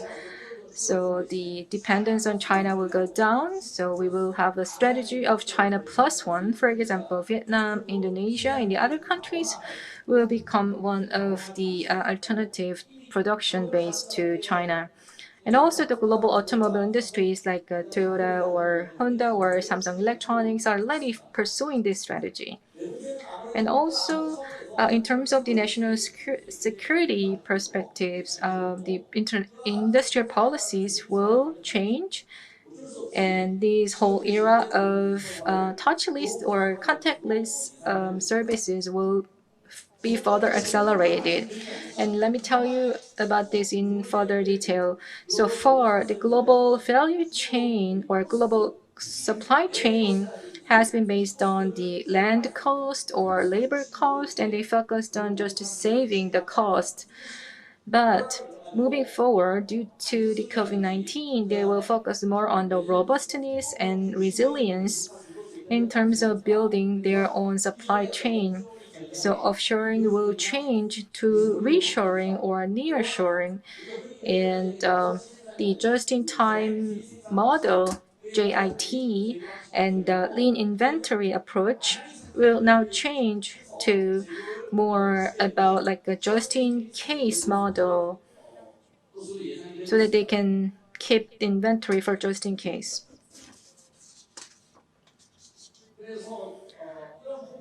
So with the COVID-19, the shipping industry will also be impacted, and many speakers have already mentioned about this. So I would like to point one thing here. What's interesting here is the COVID-19 for the shipping industry. It's now helping them to see like higher revenues and operating profits, as was mentioned by Mr. Ko, because the shipping companies have been working on tightly managing their vessels, like the break sailing or blanket sailing, or for the other features. The ship companies cut down on the supply of the vessels and increase the freight rates to have a better profitability. And that strategy worked. And that could work because before, in the global shipping industry, they had the mega alliance and M&A of the shipping companies. So they had this whole integration of the market. But things are different for the port industry, because the port industry with the COVID-19, they are now facing some challenges. For the COVID-19, the global demand went down and the whole seaborne trade went down. and the shipping companies are now having this blank sailing. So the smaller shipping companies are now cutting down on their trade volume, and with the social distancing and other restrictions, ports are now seeing less demand. So the port industry, unlike the shipping industry, are having even heavier and more challenges. And this slide shows the global shipping companies in the first half of this year. It shows their EBIT compared to the previous year, and most of the companies, like top 10 players here in the first half of this year, recorded a surplus. And HMM of Korea, for 8 years they suffered from deficit, but now they turned to the surplus this year. And also in terms of the operating profits, as you can see on the right, the global top 10 companies in 2020, in the second quarter, they had this higher EBIT. And another interesting fact is, as I prepared this whole slide, I compared what we are having now to the financial crisis that happened in 2008 and 2009. So I wanted to see the differences, and there were very interesting things that I discovered. As I mentioned, in the era of COVID-19, shipping companies are tightly managing their vessels and fleets, and they are having a strategy of responding to the slower demand. But in the financial crisis, they couldn't do that. The demand went down and the trade volume went down. So shipping companies didn't have any room to further reduce the supply and to increase the market share. They were in the chicken game and they competed against each other. And the global shipping companies had the strategy of rationalization, but it didn't work. And it led to the chronic overcapacity, and it led to prolonged recession. And with the COVID-19, let me tell you about what impacts were done on the port industry. There are a few things. First, about the container vessels and their number of calls. And also, I will tell you about the LSC, the relation to the LSC. First, about the container vessel call. After the pandemic, as you can see on the right, the container shipping services, over 40%, had the blank sailings. So the shipping companies, when they didn't have any trade volume, they didn't just stop by at ports, and the port had some challenges.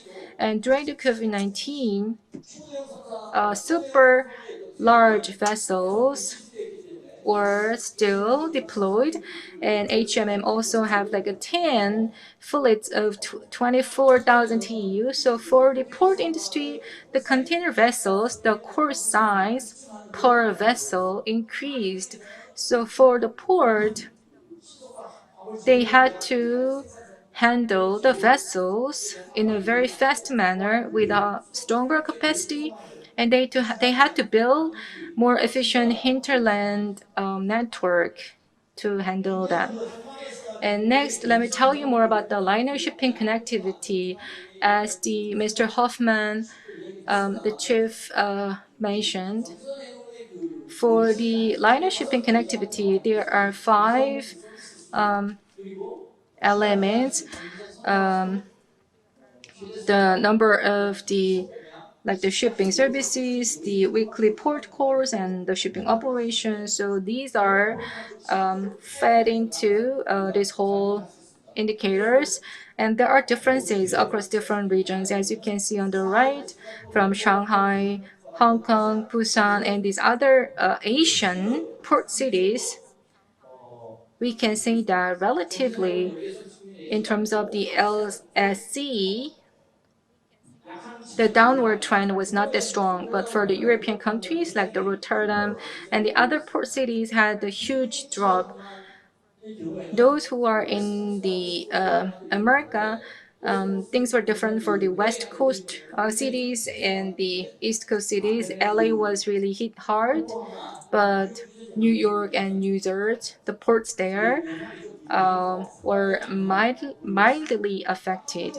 And for different ports until August this year, the processing volume, I have this whole data here, their throughput, the Shenzhen port had like a negative 5.4%. So they had a huge drop, but except Shenzhen, the other ports managed to stay stable. So as a whole, the global top 10 container ports year-on-year basis, their volume went down by negative 2%. So given this, for the container port, the COVID-19 was mild compared to the other sectors, but the bulk container or the oil tankers, their volume went down. So these ports were more affected than the others. So what should be the responses for the ports? And I wanted to tell you from the short-term and long-term perspectives. First, for the short-term perspective, as you may know, ports are the strong infrastructure for a country, and they should handle these whole cargoes fast. And when you have this emergency of COVID-19, essential goods and the medical supplies need to be handled fast. So they need to work on that, like a fast lane. And as Mr. Chong mentioned, they have to come up with a contingency plan in place. And for Busan City, for example, in responding to COVID-19, they had like a special task force and applauded by the industries around the world for the effective response. So to summarize, what may be the lasting impacts of COVID-19 on port industry? So first, it's about the mismatch between the supply and demand, and that will continue for the time being. So because of the COVID-19, we are seeing a contraction of demand, and that will stay for like 3 to 4 years. So for the port industry, their physical infrastructure, rather than putting more investment in the infrastructure, I think the next speaker will cover on this. We have to work on port community system, which will increase the efficiency of operation of the port, enhancing their software features. And also the second point for the COVID-19, the whole supply chain will be redesigned because resilience is important and reshoring and nearshoring will emerge. So East, Southeast Asia or the regional routes will become more important, and with the RCEP signed, the regional trade volume will increase in Asia, and we need to take proactive actions. And second, as we have this contactless service era, the e-commerce will surge, and Alibaba or Amazon, like the super large e-commerce companies or platforms, are now getting into the logistics industry, and they will have a bigger influence on the market. So what they want is to have like a one-touch service for delivering the goods. So we have to build a fast logistics services. Otherwise, we may face challenges. So I think the cross-border e-commerce will increase, and ports need to be prepared, like exclusive port services for the e-commerce business. That can be one thing we can do. And also will have like a new environment and new business environment. Then we need to build a new business model. So digitalization is a must, and we need to think about the smart port and work harder for that vision. And all the stakeholders in this industry need to work together. And that's it for my presentation. Thank you. Thank you, Mr. Han, for the great presentation. Please give him another big round of applause. 네, 오늘 So we have listened to the first presentation of session 2, Mr. Han. If you have any questions, please use the chatting box online to ask your questions. I ask for your active participation. The second presentation will be a video by Mr. Richard Morton, the Secretary General of IPSCA, on port community systems and their value in post-pandemic port environments.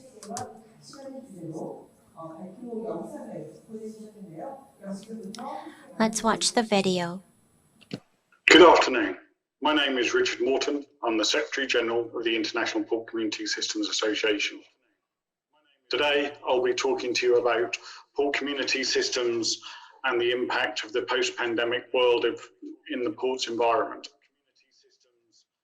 There are some key things that need to be happening in the future. Collaboration, bringing people together, and use of international standards. With those three things, we will be able to achieve full transparency in the supply chain and support any future situations as we face now. Thank you. Port community systems have played a critical role in port environments for many years, with the first emerging in the 1970s. However, during these strange and unprecedented times, they have played an even more important role in ensuring goods and cargo are moved through the ports efficiently and seamlessly. Today, I'll be talking about how their value is now and what their value are in a post-pandemic port environment. What we have seen through COVID-19 is the need for speed. As port community systems, that's what they've been trying to do since their inceptions. However, during these pandemic times, more and more ports realise that they have more and more active paper exchanges than digital exchanges. Some of the larger ports have already implemented their port community systems and were able to conduct their operations seamlessly and just move to an online virtual environment more than an office-based environment. But why does COVID mean we need more digitalisation? We now know that COVID is known to stay on paper for at least 4 days. We try and keep social distancing between parties. How can you do that in a multilateral environment where you have many stakeholders exchanging information, particularly if it's paper-based? And now with lockdowns emerging for a second phase throughout the world, you can't go to the customs office, you can't go to the authorities, you can't go to your own clients to actually make agreements and exchange that paper. It's all being done virtually. And if you can't do many of those things and you haven't embraced digitalisation, it means that your organisation's revenues may be reduced, your activities may be reduced, and therefore digitalisation is a must. What we've seen is that the war on paper needs to intensify in all ports around the world and the rest of the supply chain. This is being done and was emerging through port community systems and single window over the last years. But COVID-19 has accelerated that to ensure that it is seen as a much quicker and more important role than they had before. It will reduce the need to bring people together as everything can be done electronically. Employees will be able to do their own work. They'll be able to solve problems. And of course, there are going to be smart savings. But what have we learned from COVID-19? Well, on the positive side, we now see there is less resistance to a change to new methods of working. Previously, change management was so critical, but now people are willing to embrace change because they realise they have to if they want to carry on doing what they were doing. The digitalisation initiatives, which may not have been the highest priority, have now been given that highest priority at all levels of government and all levels of the private sector. there is greater support from all of the supply chain, government and administrations to do that work effectively. And also it's understanding that remote work can be more productive, can work. So it's about changing mindsets. And we've seen that those ports with effective port community systems and single windows have been critical to keep that trade continuity and resilience in those countries. And the video conferencing and online meetings can replace face-to-face. But it's still important to know your customer. So we've had some positive lessons that we've learned out of COVID and the impact of them. What we did as an association, we looked at how do you build your resilience in a post-pandemic world. We saw 3 key areas: plan, processes, and people. For planning, you need to consider your current plan. Is your current plan up to date? Is it taking the effects of COVID-19 into account? You need to reconsider, to adjust them, to allow for the change that is happening. And you also need to rationalize what is practical. Digitalization doesn't happen overnight. You need to plan for processes, what those processes mean, what standards should be used. So you need to know what is practical and create a good timeline for doing it. People are still the key part of any organization. You need to trust your people to work remotely where necessary, and your users to be able to work with you online rather than face-to-face. You need to constantly communicate directly with your stakeholders, making sure they are all engaged. And you need to be supportive, not just of your clients, your customers and your users, but of your own people, allowing them the ability to make decisions, allowing them to work productively for you. But as port community systems, the key is processes. You need to make sure your connectivity, is that connectivity secure? Are your stakeholders, your users' connectivity secure and resilient? Make sure you're using the international standards for data and security to ensure that when you can exchange information, you can do it between parties seamlessly. Also, ensure any of your solutions are technology neutral. Because if it's technology neutral, you can adapt and change it for the future, and you aren't tied into changing the whole systems in one go. And also test. Continually test and test and test again to make sure your systems and your people are ready for that change. I've talked a lot about port community systems and their value in this post-pandemic world. But it's always important to come back down to the importance of what a port community system is. And actually, it was about 5 years ago when my colleague Javier Gallardo, the Vice Chairman of IPSCA, attended in person your conference in Korea. And he said that a port community system is not an IT project, but a change management project.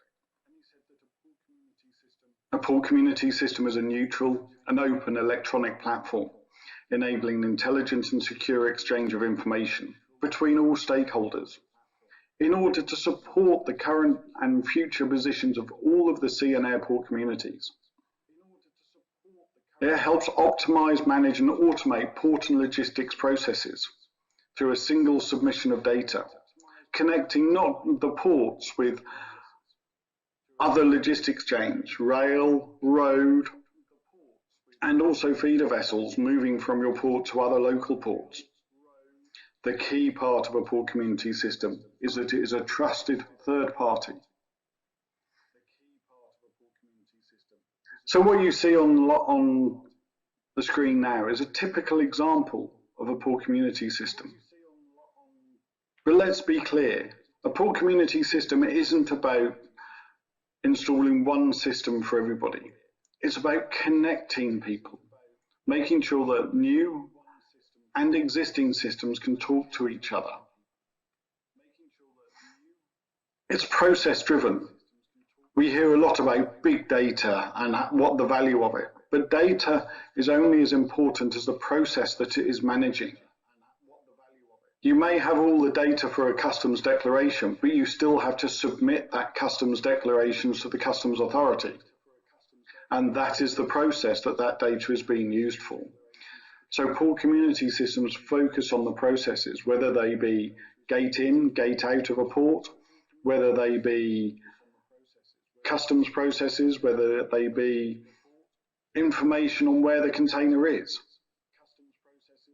In addition, look at international standards. Make sure you're using international standards, such as the IMO FOUL electronic compendium, which gives you harmonization between multiple standards agencies. And it's about collaboration. Make sure you work together. That's the key to it. People are the key.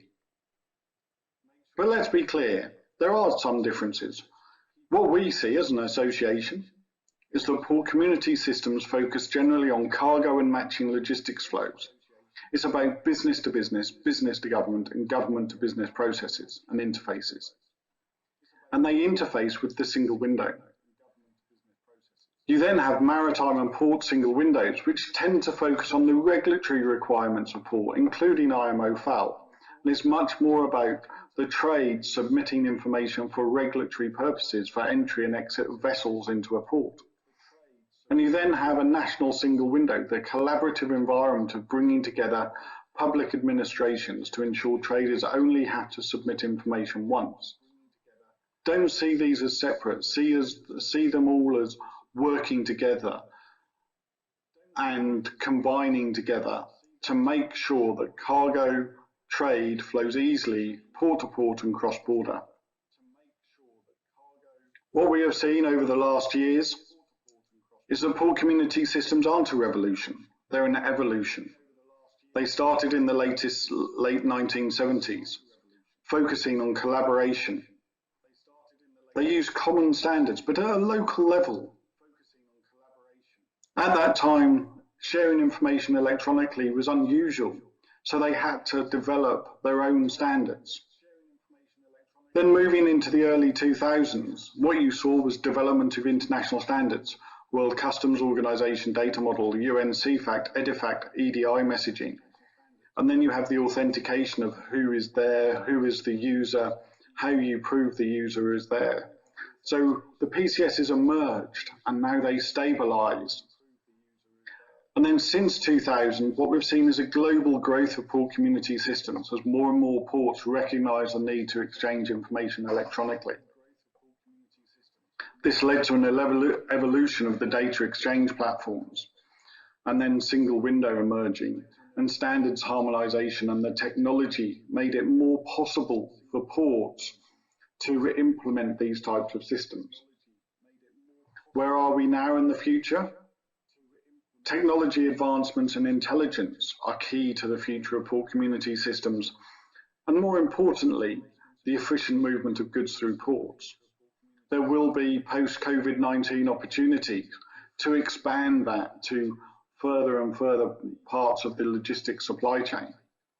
And what we have done as an association has looked at the network of trusted networks.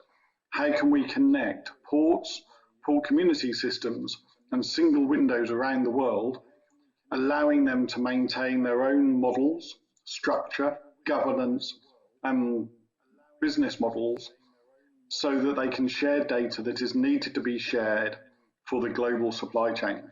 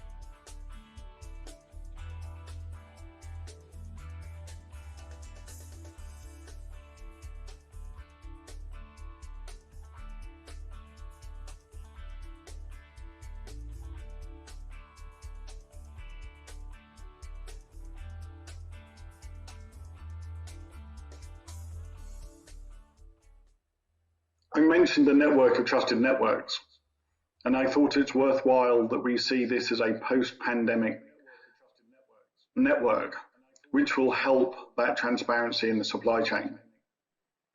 IPSCA has developed this network of trusted networks around a number of core principles. It is neutral and not for profit. It is operated by IPSCA as an association.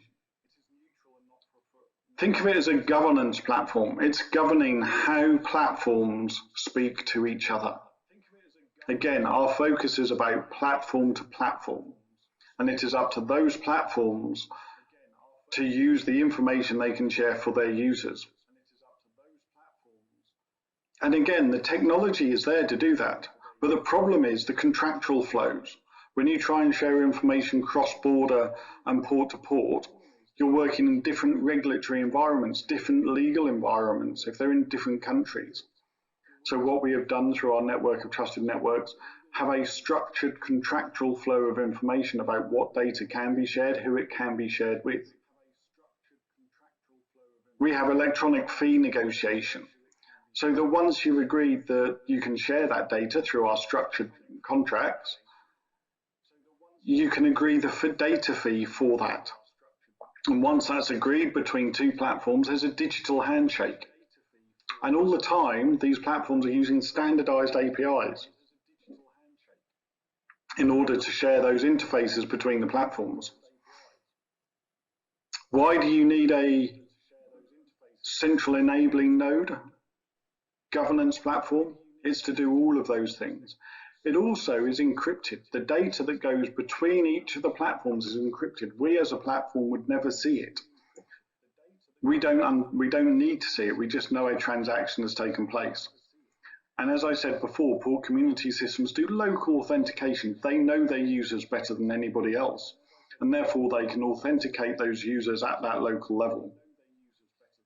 And the beauty of the network of trusted networks is it allows for different business models of each of the platforms, because this is a network of platforms. It's platform to platform. And in the end, because we've been able to do this through the association, it can provide a low cost to platforms and thus their end users for sharing information.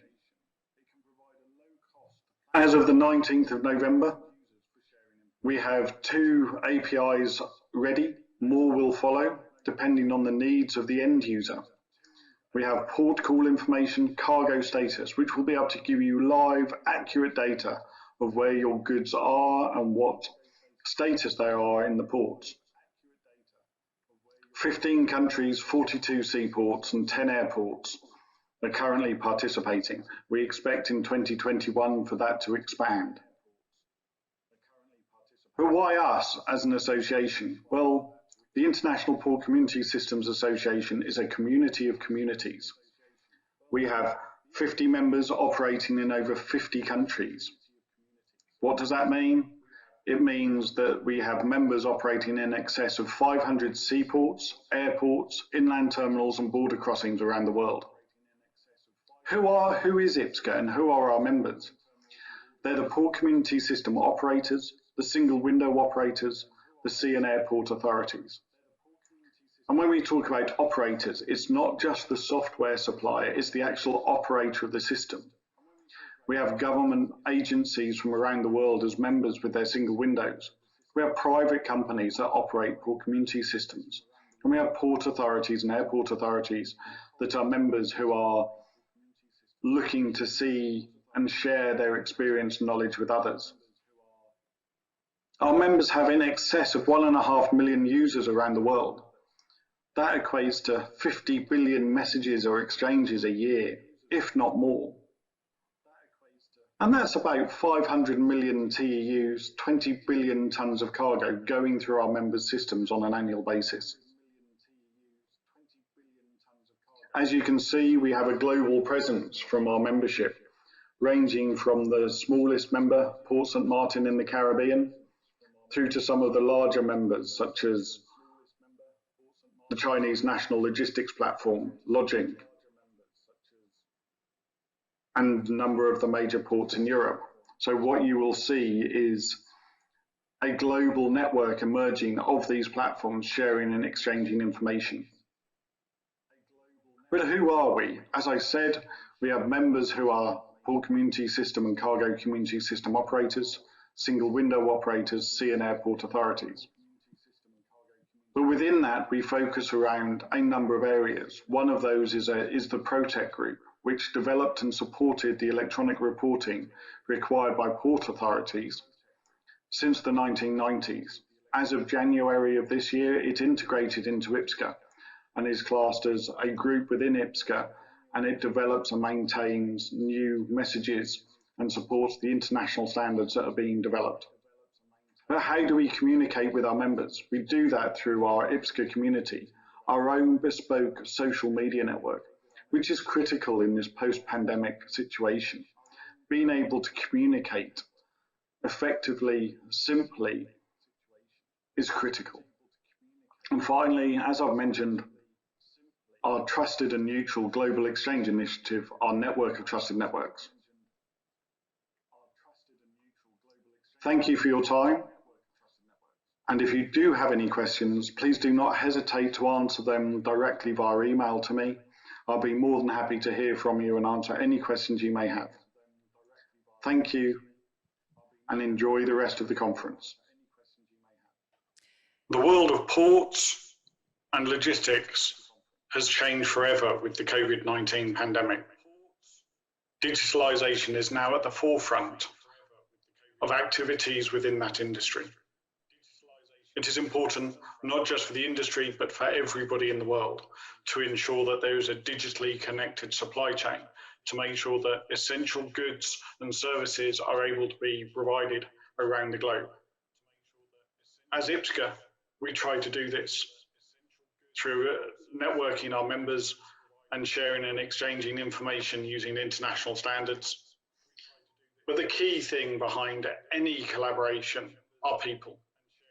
Look after your people, and your people will look after you. Thank you very much.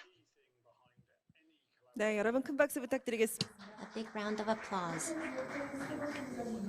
It was the presentation by Mr. Richard Morton on the port community system and their value in the post-pandemic port environment.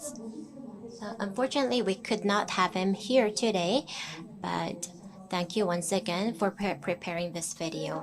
두 번째 Next is the third speaker for session number 2, who will present on going on tech beyond the contactless.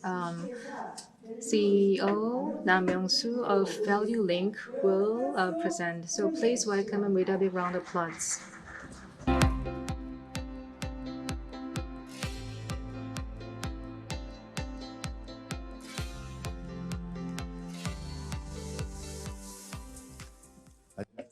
Good afternoon. Thank you for the introduction. I am CEO Nam Young-soo of Value Link. It's good to see you all.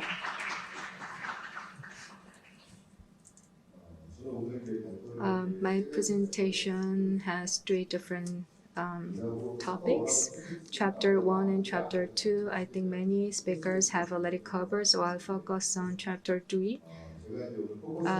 What I will focus, there are 2 things. First, it's about the people's perspectives as a user, and the other thing is about the digital. The whole world move in action versus reaction and challenge and taking the challenge and cause and results. That's how the whole world is moving around. And what are the big keywords of the world today? The Industrial Revolution 4.0, digital transformation, and pandemic. These 3 are the keywords of today, and they have a common goal or destination, which is the digitalization.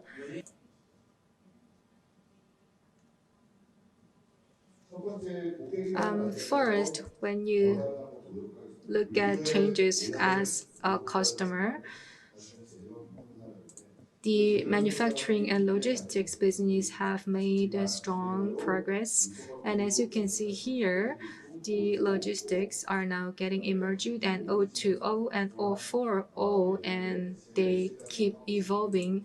And in the past, it used to be FCL and LCL, but now we are even seeing the last mile and in-home delivery, and also the contactless services.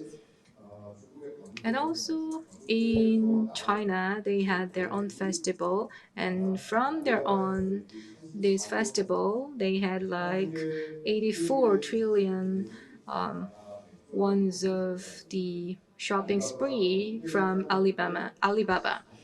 So that is huge, 84 trillion. And after that festival, they had a huge issue because they had to deliver so many packages. And in Korea, we have like a 2.5 billion packages per year. But after this whole festival, they had to deliver 4 billion packages in China after just that one shopping spree. And that is really driving whole traffic of their transportation. And coupled with the pandemic, this online transaction is really going up. And when you think about the logistics, it was mostly focused on transportation. But now the customers' needs are changing to care more about the safety, speed, contactless service, and information.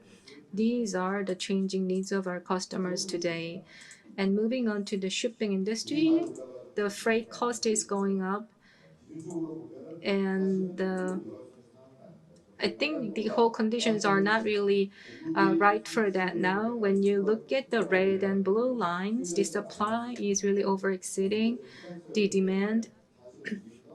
So the freight cost is supposed to go down, but the shipping companies over two rounds in 2009 and 2016, they experienced this whole plunge of freight costs. So they had proactive responses this time, and their cost or the price didn't go down. So it means we are having even worsening mismatch between supply and demand from their learnings from past experiences. And that leads to another change, which is the super large scale vessels are being ordered, and it means that they are not really stopping by or calling every port. So what they are doing now is the hub and spoke strategy. So with this change in their strategy, we are seeing the rankings of the ports really fluctuate highly. And what I highlighted here, Hong Kong really stands out in terms of their ranking. In before 2000, they handled this whole trade volumes coming from China, so they were number one. But they started to go down because whole trade volumes are now directly handled by Chinese ports, and the other ports are now staying flat in terms of their ranking.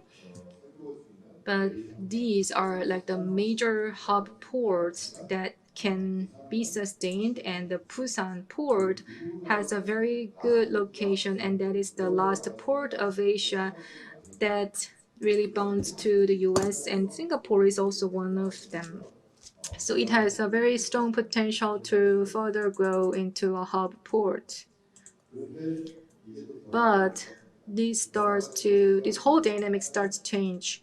There are two drivers. One is the changes in the offshoring, and as you may know, Korea, the production cost in Japan soared, and Korea was benefited from that. And now the production cost in China is going up, so they are now shifting to the other Asian countries. But with the U.S.-China trade war and the COVID-19 and the lockdown, these whole production bases are now fast moving to the other East Asian countries, and reshoring may require some cost, so they are now moving to Mexico for nearshoring, and that is now causing changes in the shipping countries, shipping companies, and the ports, and even the shipping routes.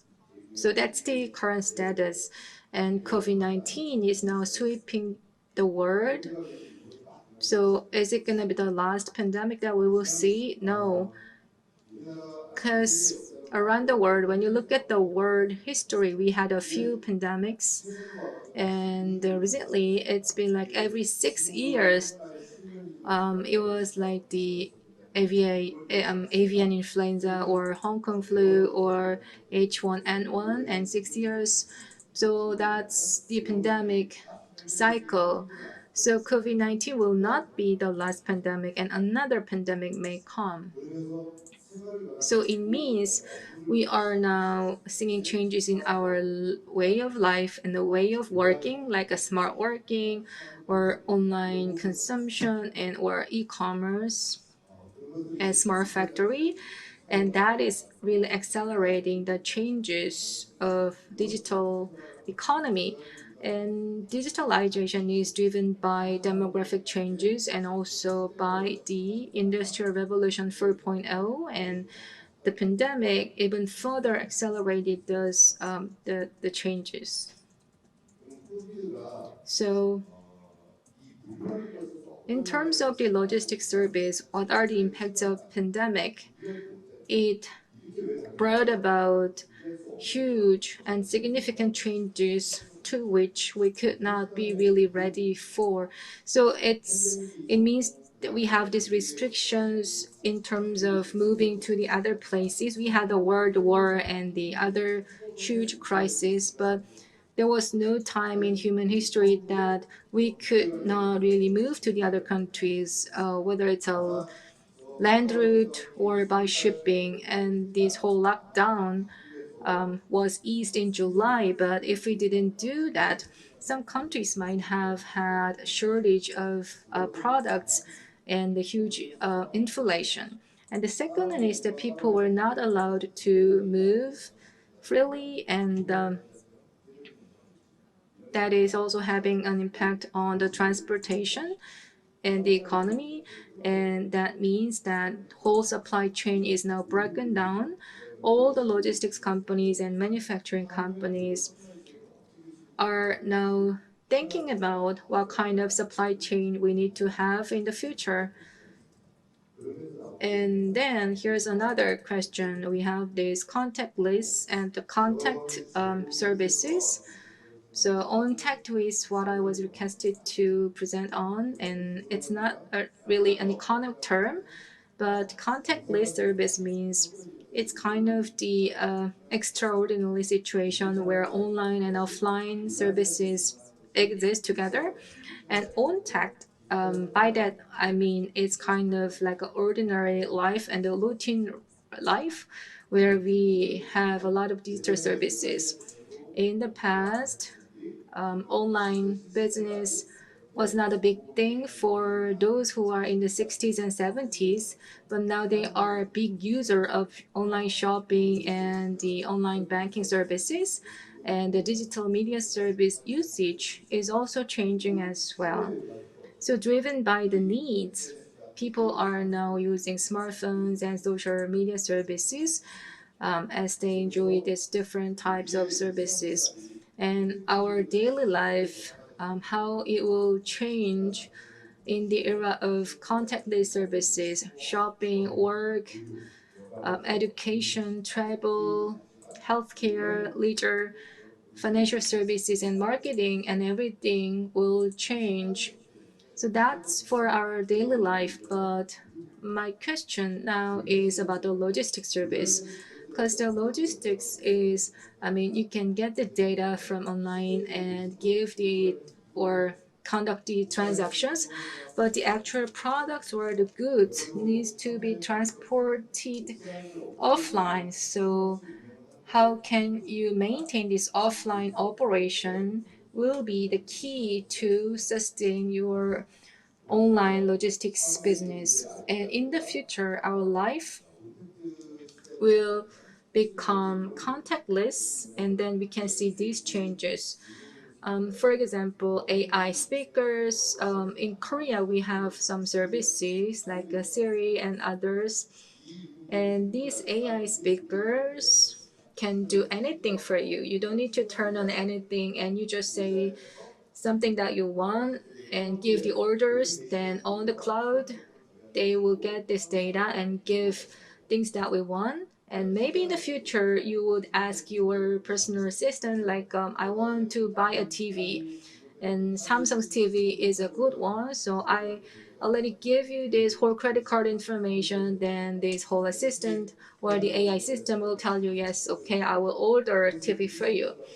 And when we apply that to logistics service, then you can just tell this whole AI system, please send this cargo to the US. Then this AI system will work on their own database and recommend you which services that you need to choose for the delivery. Then you can just say yes. But we are not there yet because Amazon, for example, didn't feel the need to apply that to their shipping transportation, but you may give this kind of service order to the AI systems maybe sometime in the future. So is it only about the human beings that suffer from the pandemic? No, the maritime industry suffered a lot. MSC and CMA and IMO even were attacked by these whole hackers, and Maersk and Costco also had their own cyber attacks. So like global companies had these whole cyber attacks. It's not just about their own shipping transportation, but the alliance cargoes and also the terminals and their trade volume, and also the trade volume of the cargo owners are also affected. So in the shipping industry, the cyber attack will become a huge issue. So how are they are doing, and what is the right way to handle the situation? Well, first, in terms of the offline strategy, you need to work on safety, hygiene, automation, or the unmanned service or the contingency planning. Well, that's what you are doing already. And I want to highlight on the online actions that we can take. First, let me ask this question. I mean, as a joke, who does lead the digital transformation of your company? That's a hot buzzword that we started to hear from like 3 to 4 years ago, but not many or even few companies are now working on digital transformation in Korea. And who is leading that in Korea? It's COVID-19. So nowadays, many companies in Korea are now working on this digital transportation and contactless services, and that's why I am here to present on this topic. And this one shows different approaches for different sectors: KMI on container shipping and PwC on the future of the logistics industry, what kind of DT technologies you would need under different titles. It's because their service offerings are different, so they need to have different DT technologies. The port and the shipping industries are for loading and unloading. And for shipping, transportation is their key area of business, so they present these kind of technologies. When you think about port in terms of the international logistics, their share is just one option, and it's about linking the first mile and last mile as a middle mile, and that is what the shipping companies do. And this slide is what I really wanted to highlight for the digital transformation. For digital transformation, what is the key thing that you should do? Well, I tell them you have to build the big data, because as you can see on the left, automation and unmanned services, you need to have AI. And to do that, you need to have big data. Without having that data, you can't do any analysis, and you cannot really turn them into decision-making basis for your AI system. So you need to have big data capabilities. And that doesn't mean all the data you used to care about in the past, but this whole big data is something that's really connected to the other players in the ecosystem, and it's not the performance data, but it's a live data that's coming from the AI or other systems. That's the big data you need to have. And on the right, as the we have many digital transformation technologies available. There are robotics and the drones and VR and AR, digital twins, and there are so many stuff. But I mean, there are two key things here. One is about the enhancing the operational efficiency, and that's what's on the left. And the other thing is more about the future and the new business generation. That's what's on the right. So you have to separate them both, and you have to decide which one you need to pursue. What's on the left? Let me first cover on that related to the port and logistics industry. First, it's about the IoT. You can get the real-time data that was not available in the past. You don't need to go through any human beings, and you can track the data about location and their current status, and you can also control machines. And when you have this IoT data, you can have the smart ports and operational efficiency or routing, and you can use them for many different purposes. So IoT is the essential information. But for 4 years in Korea, we have been still working on trials and errors, and not really full implementation of the services is available in Korea. And second, it's about the automation and smart work. First, at workplace, you need to be able to work on online or work from home. That's the infrastructure you need. And online training or online meeting platforms are what we can do. And the second one is, even though without human intervention, you can automate the process with the RPA. And also you can make decisions without any human intervention to run the process. And that is the automated work process and digitalization. And third, it's about the smart port. I think you are even better experts on this than me. The port of Rotterdam is a smart city, and that was in the 1990s, like 30 years ago. So we have the technologies available. And what they can do is the anchoring and buffer platform, and it's very advanced, and you don't need any human intervention. So it's and Singapore, China, and Long Beach also have these features. So I think city of Busan will implement some of these smart port technologies. Number four, it's about the storage and unloading. For this one, we may need the task system, DPS, drones, and robotics, VR, and AR, and also digital twins, because the digital twin approaches widely adopted, and unmanned trucks or vehicles, because these are used for unloading and storage, and this has been available in the marketplace for a long time. So if you need it, you can just take it. If you make decision, then it's all readily available. But what's more important than this, it's about the building platforms. PCS was presented, but you need to have some platform similar to PCS, and there are three different things for operation, commercial, and data. PCS is more for operation platform, and the trade lens is for data based platform. And this big data is also mentioned along with the cloud AI in one context, and you have to build as one set of the features. In terms of the super connectivity, end-to-end services from producer to consumer, all these whole supply chain need to be connected seamlessly. So for port and shipping industries, they need to be connected as a one route in a seamless manner so that they can create meaningful data. In this regard, when you think about PCS, it's a very similar concept.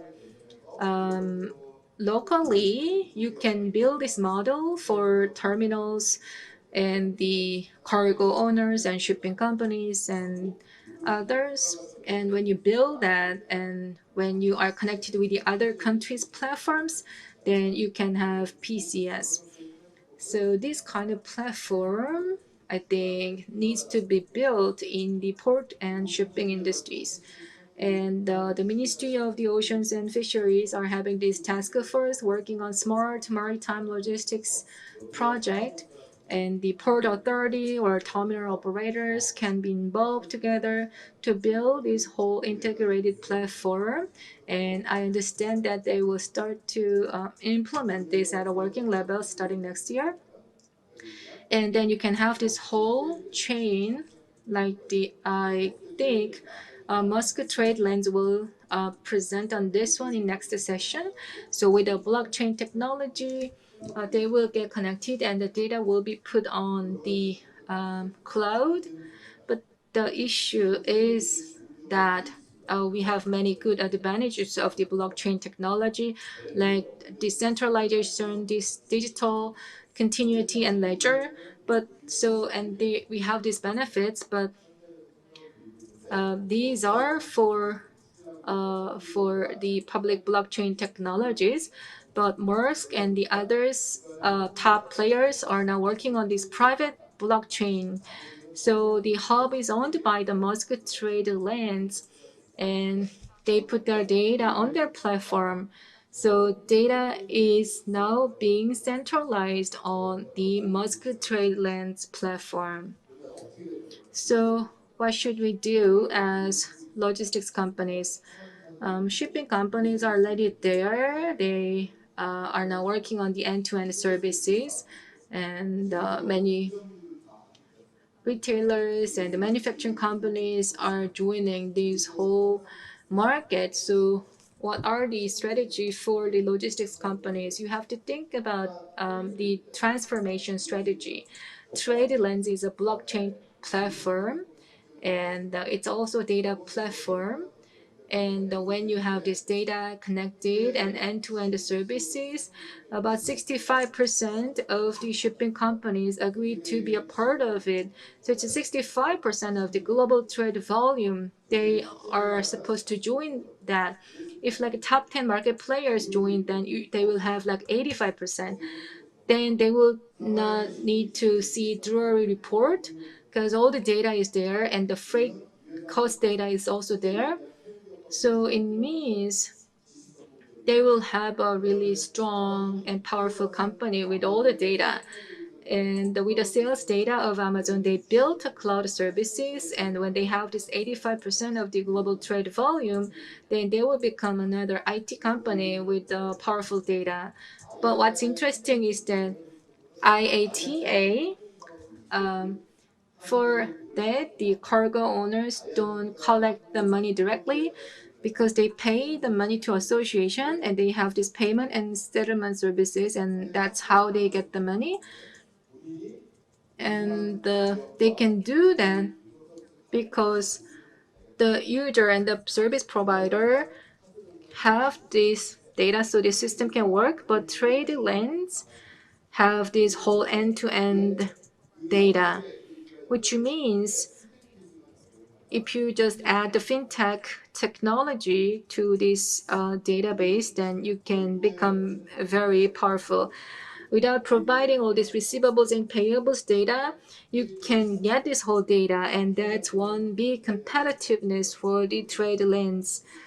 So when that happens, the whole financial institutions and banks will not be able to match their database or their capability. And this will lead huge digital transformation. Some people may think it's not possible, but I think it's possible because they have like a 65% of all global trade volume data.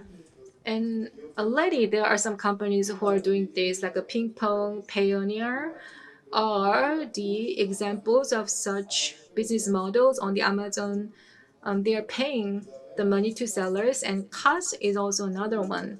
So as you can see here, logistics is not just about the port, it's about the settlement, payment, and on the main platform, when you have this key in data, then you can also provide the financial services, not just the payment, but also on top of that, you can have like infrastructure investment feature to attract more users. Then there is a very high potential. So you need to be creative to have business transformation and to survive in this era. But still, to do this, the key is to have the right people. You need to have the right people and resources because they are the one who leads to failure or success. So you need to have the right people. And for digital transformation, your existing resources may lose their jobs. So training and reassignment plan is needed to better use these resources. And some say that internet will disappear and this whole changes of past 2 months will be even bigger than the changes of the past 2 years because the AI can do a lot of things. If you just say something, that will tell you what you want to know. And the port and logistics industries, well, so far it was mostly on offline, like building ships or port. And it's important, of course, but with the digital technologies, you can offer even more and even better services to your customers and users. I think that's the future for port and logistics industry. Thank you for listening. Thank you. Please give him a big round of applause. Going on tagged beyond contactless. That was his presentation. Thank you, Mr. Nam.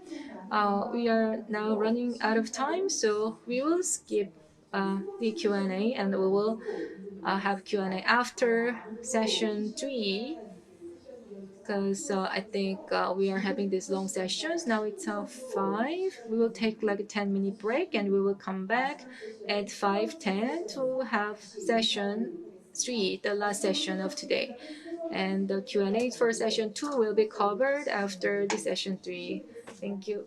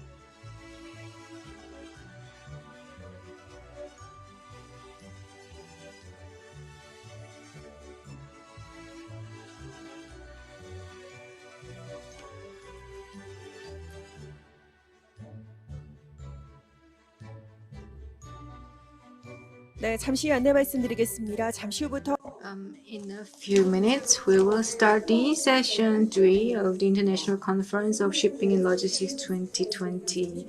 So please come inside the hall and take a seat.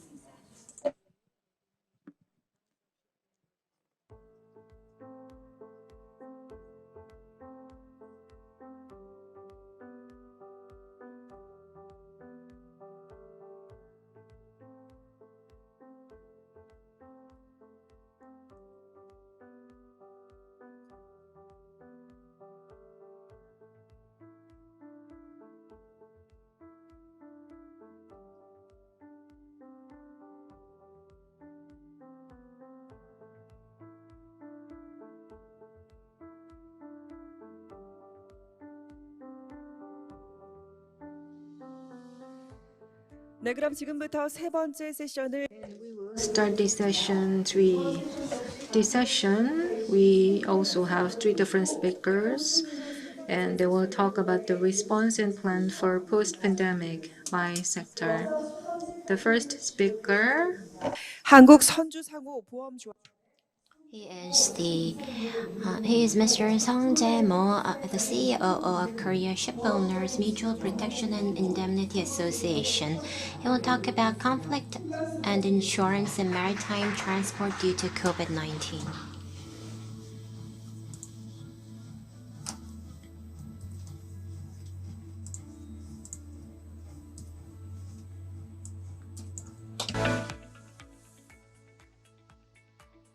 안녕하세요.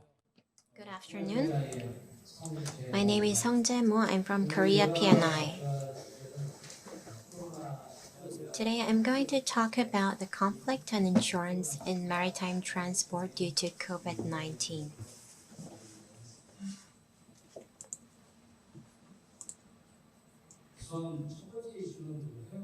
First, I would like to talk about disputes related to the maritime sector. This will be divided into the early COVID stage, and it has been almost 1 year since COVID broke out, and I think the patterns have changed, so I'm going to talk about the disputes of the current stage as well. After that, I'm going to move on to the impact on the insurance market due to COVID-19. I will focus on the loss incurred by COVID around the world, especially in the P&I market, and the future impact.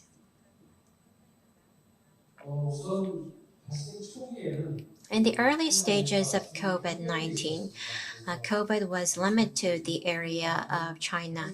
Several ports in China were shut down, and vessels that wanted entry into the ports could not enter the ports. So, since they could not load cargo, there were the issue of terminating the relevant contract. In my material, disputes are focused on trampers, but in the case of liners, including container ships, there weren't many disputes. I thought about the reason and came to the conclusion that liners only enter designated ports from A to B to C in a rotated pattern. If port B is shut down, the cargo can be unloaded at port A or C for transshipment or inland transportation. Due to the existence of alternatives, the number of disputes were small, but for trampers, while for liners, they usually enter larger ports, for example in China. So compared to trampers that usually enter undeveloped ports, experience less disputes. The first issue is contract termination. One vessel wanted to enter a Chinese port, which was shut down, and there was the issue of whether the contract can be terminated or not. At the time, some Chinese ports issued the force majeure letter, specifying that this issue is force majeure and the ship shipper does not have any responsibility. However, in terms of legal interpretation, contract termination due to force majeure must be specified clearly in the contract. And the contract cannot be terminated only on the grounds that it's specified in the contract. We need to see whether the event of COVID is of such gravity that the foundation of contract is shaken. For example, although the port is shut down, if it can be reopened after 1 or 2 weeks, the contract cannot be cancelled. So this is contract termination based on the force majeure clause. There's also the issue of contract termination based on the frustration clause. The frustration clause is recognized in the Anglo-American law. It's limited to cases where execution of the contract is impossible without fault of both parties. For example, let's say a war broke out, and the country could sometimes commandeer the ships for supply of military goods. So in those cases, the frustration clause can be applied, and without any responsibility, the contract can be cancelled. As I've mentioned in the beginning, port entry was an issue leading to the contract termination issue, and there was another example where the unloading port was shut down in China. We saw a lot of cases like this. So when the ship was to enter port A, which was shut down, ship owners thought about the option of deviation to port B or port C nearby. However, under Anglo-American law, unless otherwise agreed upon by the two parties, deviation is not allowed. If you deviate, it constitutes as a serious violation of the contract. So all the exemption rights will be withdrawn. So a prior agreement is essential according to the interpretation by the court. A shutdown of the port is not itself an excuse for deviation.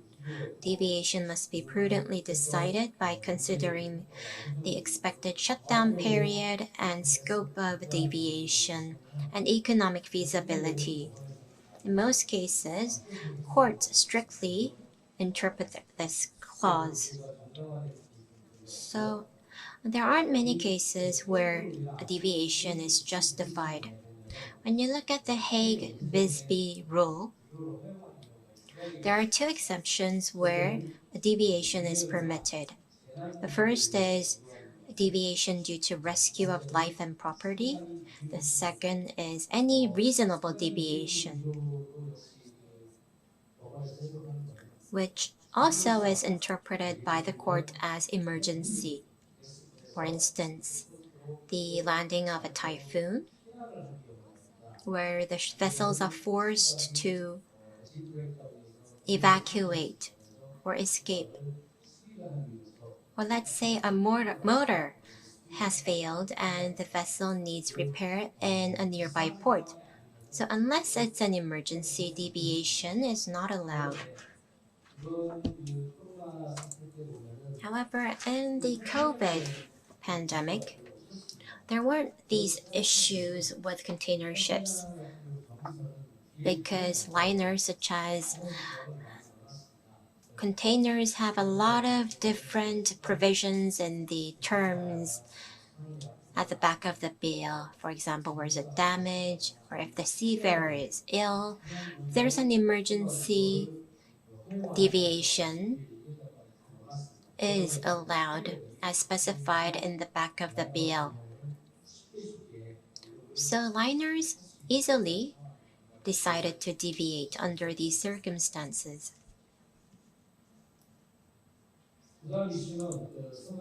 The next issue of dispute is lay time. Let's say the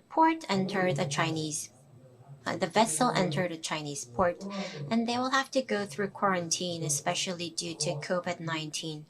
We had quarantine in the past, but these days it's very meticulous due to the disease, which incurs a lot of loss in time and delay.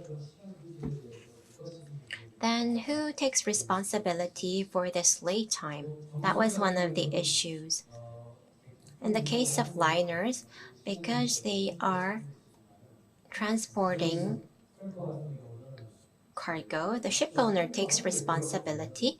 But for trampers, once they enter the port with the N1 tender, from that point of time, the consigner has to take responsibility for late time.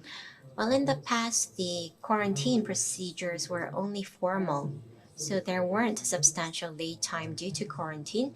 Nowadays, late time is becoming a big issue due to the strict quarantine procedures.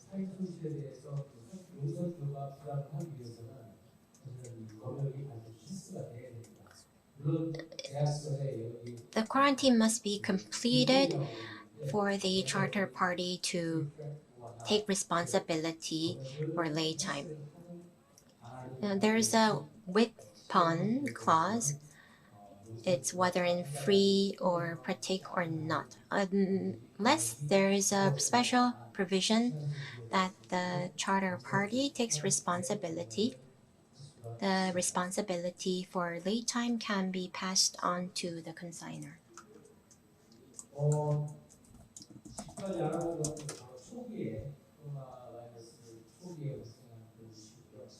So these were the issues that occurred at the early stages of COVID-19. Nowadays, the biggest issue is not being able to change the crew. With the spread of COVID around the world, most of the countries prohibited entry of foreigners or they are refusing entry. As a result, there are some cases where crew change is impossible, and we often see seafarers being infected with COVID on board. So, when infected, in order to treat the seafarer, can the ship owner deviate from the course? In the case of liners, they call in multiple ports.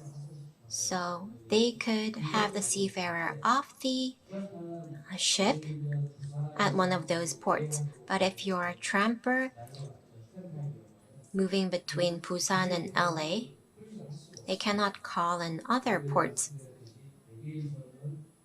As mentioned before, deviation is interpreted in a strict manner, so the ship owner of a tramper cannot make a deviation.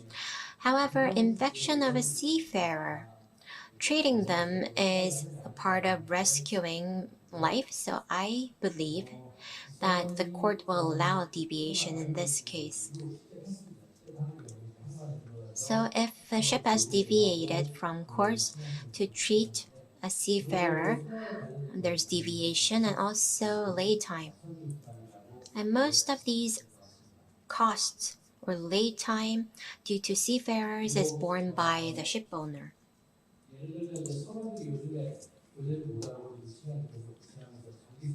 Nowadays, crew change is impossible, so they stay on board for a long time. So let's take a look at whether deviation is possible just for crew change. Basically, it's impossible. Recently, BIMCO recommended the inclusion of the BIMCO COVID-19 crew change clause in the contracts.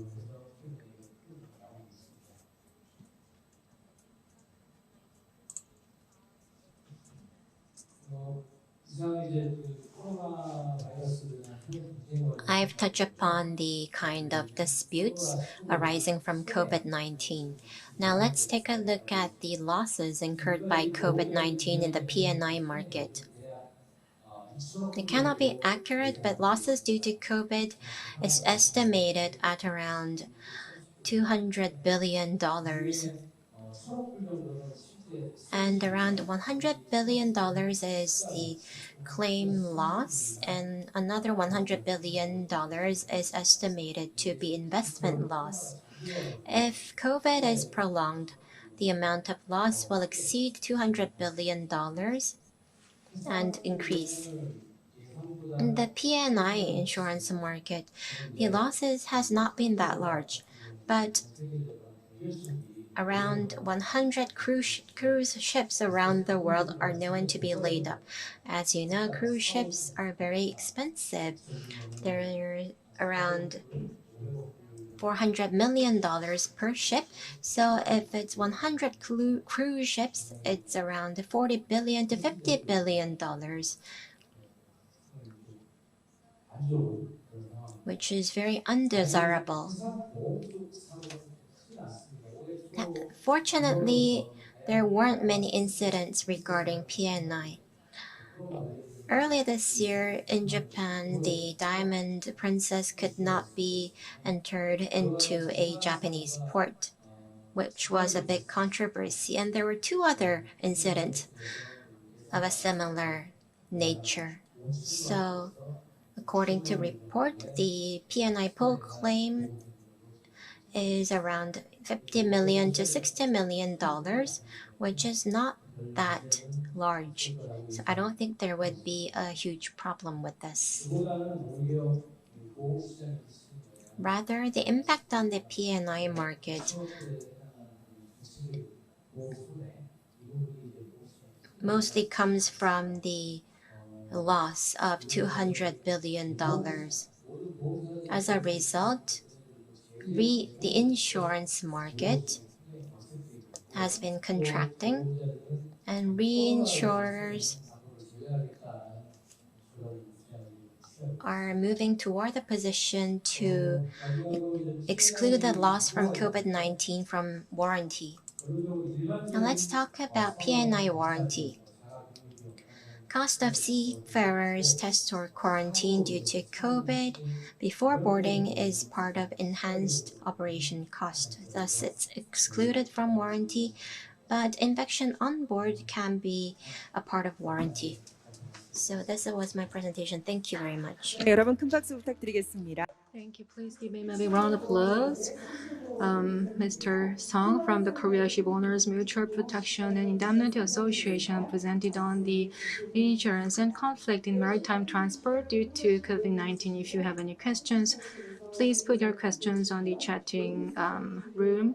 And after the sessions are over, then we will have the Q&A session. And now, for the session 3, we will have the second speaker. He is the last speaker that's from abroad. Thomas Sprout of TradeLens Maersk will present on bringing digitalization to shipping.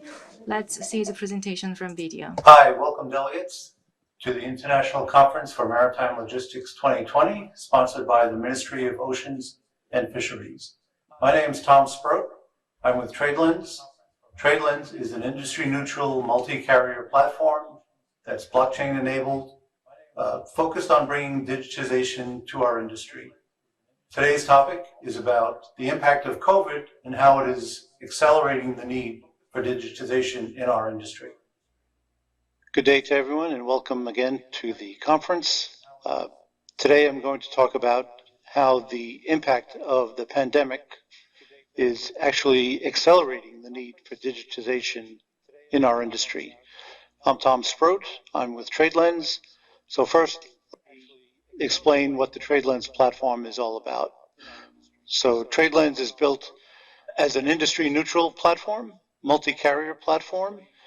It's meant to bring digitization to our industry. The platform itself is based on distributed ledger technology. This means parties are permissioned when they're brought onto the platform for their role, their organization, and their location. So someone is brought on as a terminal XYZ in Shanghai in the role of a marine terminal operator. This enables the platform to permission them to see down to the specific data element detail exactly what they're entitled to see. Of course, the platform itself is blockchain enabled. The reason for this is there's an increasing need for trusted transactions amongst buyers and sellers, as well as what we'll talk about a bit later, how authorities are increasing the need to have trusted documents from trusted sources and trusted version control. So the last time I spoke, it was about the need to be interoperable as an industry to increase our data sharing amongst each other. To do that, we need to be standards-based, and we applaud the work being done by DCSA and other organizations to bring about standards to a more detailed level of the transactions in our industry. So the platform itself is starting to fill out. I think we've had over 1 billion events and 10 million documents on the platform. You would have seen the announcements last week of CMA and MSC going live onto the platform together with the previous carriers that are live. That brings us at 50% of global trade. And with the other carriers that are signed and committed to coming onto the platform with their data, that would bring us over 60% of global trade. So the platform's starting to fill out, starting to mature. And of course, we do need that critical mass to be able to give the visibility to buyers and sellers they need. So why is this important? Well, today, this audience knows, as well as anyone, how data sharing does not happen. It happens very poorly in our industry. So the result of this is a lot of data is trapped in silos. When it is shared, it's shared very late, too late to enable any kind of meaningful planning. If you're an asset owner, like a terminal operator or a rail, this has real bottom line impact on your business. Data transactions are constantly repeated. So a 3PL makes a booking on a carrier website. That downloads and has to be sent to the terminal. For the terminal to be able to release empties against it, it has to be sent to authorities to enable them to give permission to load. So transactions are duplicated, triplicated, manually touched, error-prone, and this is a real source of inefficiency in our industry today. With the pandemic, what we've seen is very high levels of disruption to customer supply chains. What we've seen is, when the virus hit, an immediate slowdown, very little cargo moving, and then all of a sudden, strong peaks of cargo moving, not only disrupting the supply chains, backing up ports and terminals, overloading the asset owners, and creating mass disruption to customer supply chains. What this does is increases the need for visibility. What we've seen from customers is they need to know exactly where the cargo is right now. They need to know where they can divert it. They need to try and smooth out their supply chains to get the cargo to the exact right party. So with this distributed ledger and permission parties, the platform enables data to be shared in near real time with the permission parties. So if it's loading from a terminal in Shanghai, discharging at, say, Pier 400 in Los Angeles, the terminal in Los Angeles would be able to see what's booked to come and discharge at their terminal, what loaded maybe an hour ago in Shanghai that's coming to them. So to be able to see exactly what's coming to you, to be able to see the next modality, not just a couple of days before arrival, but to be able to see it 10, 12, 14 days before arrival, to be able to see the next modality, what feeder, is it for a feeder, what feeder vessel is it connecting to, is it going by rail? This enables them to start planning their yards, laying them out differently for maximum efficiency, as well as being able to see which customers these are for, where to stack them in the yard. So it can bring a lot of efficiencies. And not only does it bring efficiencies to the asset owners, but it solves the visibility problem for customers. It solves the issue of where is my cargo, trying to find it out, where can I divert it, how can I get into the warehouse, is becoming increasingly important, and it likely will remain that way over the next, foreseeable future anyway, as the pandemic continues to roll out. So we not only have network members joined as marine terminal operators, rails, feeders, trucks, but many authorities have signed up, and really this getting back to the concept of why do we need greater digitization in our industry. During the pandemic, authorities were asked to do heroic deeds of keeping the supply chain moving, maintaining the security for their country by targeting which cargo they need to inspect, and secondly, to ensure they're collecting the revenues for the countries using trusted documents. So this is where we've seen a greater need for not only to be able to have digital views of documents, trusted sources of documents, to improve their productivity, to keep cargo flowing. They were under tremendous pressure to do that. So again, pressing the need for digitization. But actually what we also saw was many authorities still use a paper release process.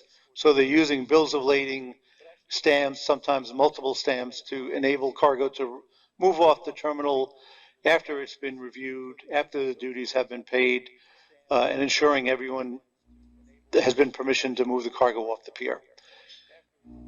The heightened need during the pandemic to become touchless, to reduce human-to-human connections, transactions, handing off of documents, to reduce the spread of the virus.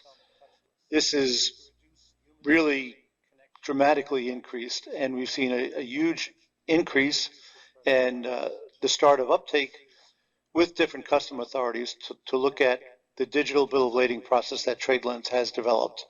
It is a truly digital bill of lading where the carrier can issue the bill to the TradeLens platform, and it can be held in a secure manner.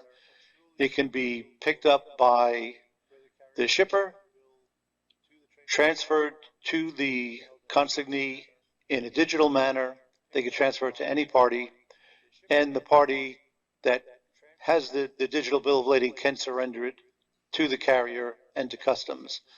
So this dramatically reduces the amount of human-to-human interaction, the amount of touches, and speeds up the supply chain, more importantly.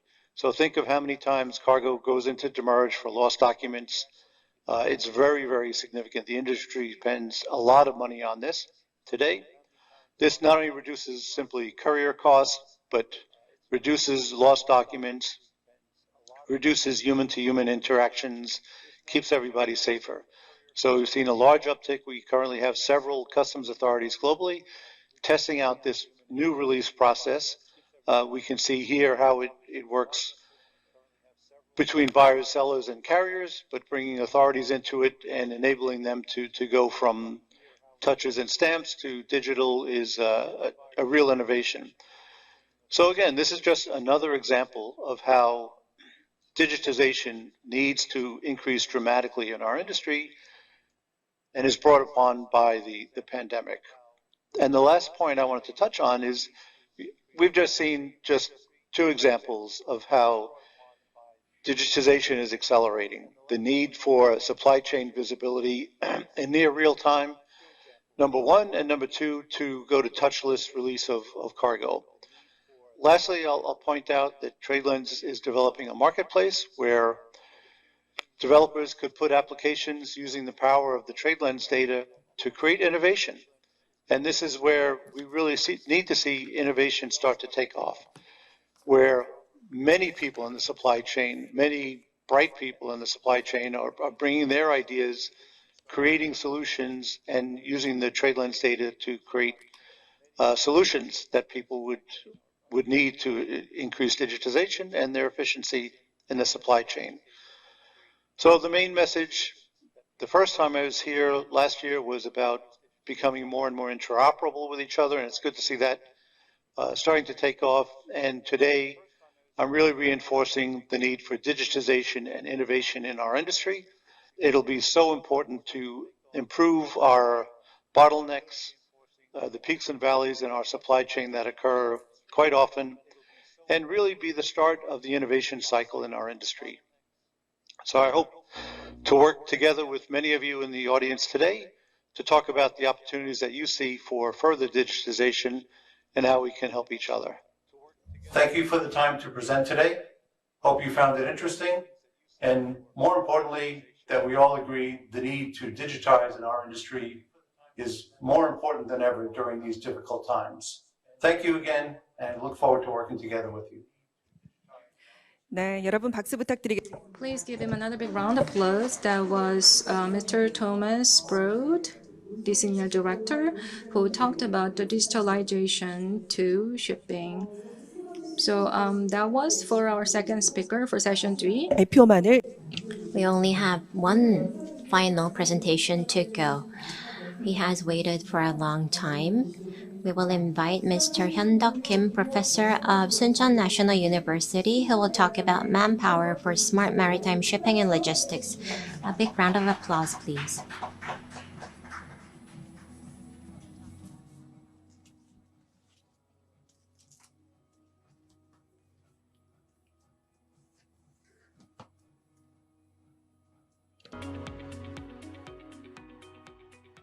예, Good afternoon.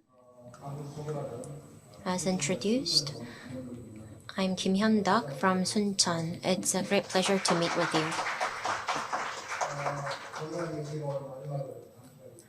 Well, I didn't plan this, but I'm the last speaker. Thank you for your patience until the very end. Today, I'm going to talk about the manpower for smart maritime shipping and logistics. Before I start, I would like to explain the strategic inflection point and megatrends. And we're also going to talk about the fourth industrial revolution, logistic 4.0, and future education revolution. And let me also briefly make suggestions on smart logistics and manpower. Let's take a look at these terms first. First of all, strategic inflection point. I believe that you have heard of the term inflection point. It's a mathematical term where the graph turns a corner. But the term strategic was added here to be strategic inflection point. As you see on the slide, it is the point in time where a big change happens or a primary change happens.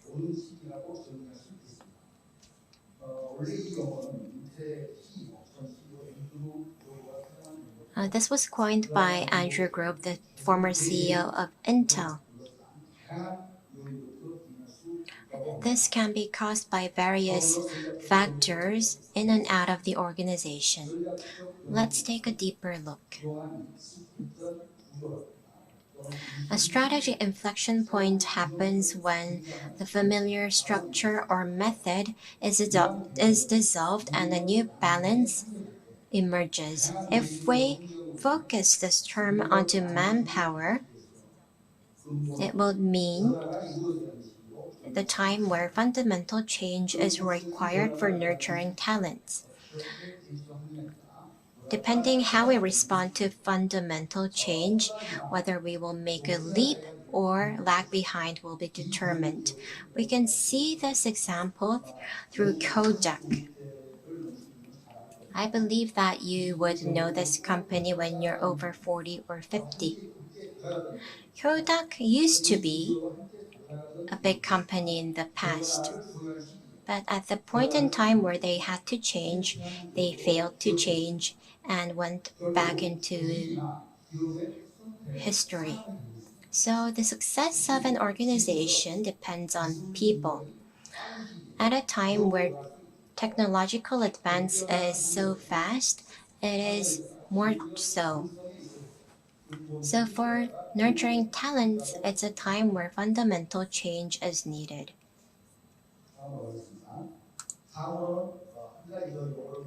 Let's look at another term, megatrend. Alvin Toffler and one of the futurists, John Naisbitt, mentioned the term megatrend. It means the big trend of the era or the latest wave. It points out what kind of capabilities is needed in the future society. They say when you can read the trend, you can see the future. A small wave caused by a minority could lead to a big change, and being able to read this would be a very important process in nurturing talents.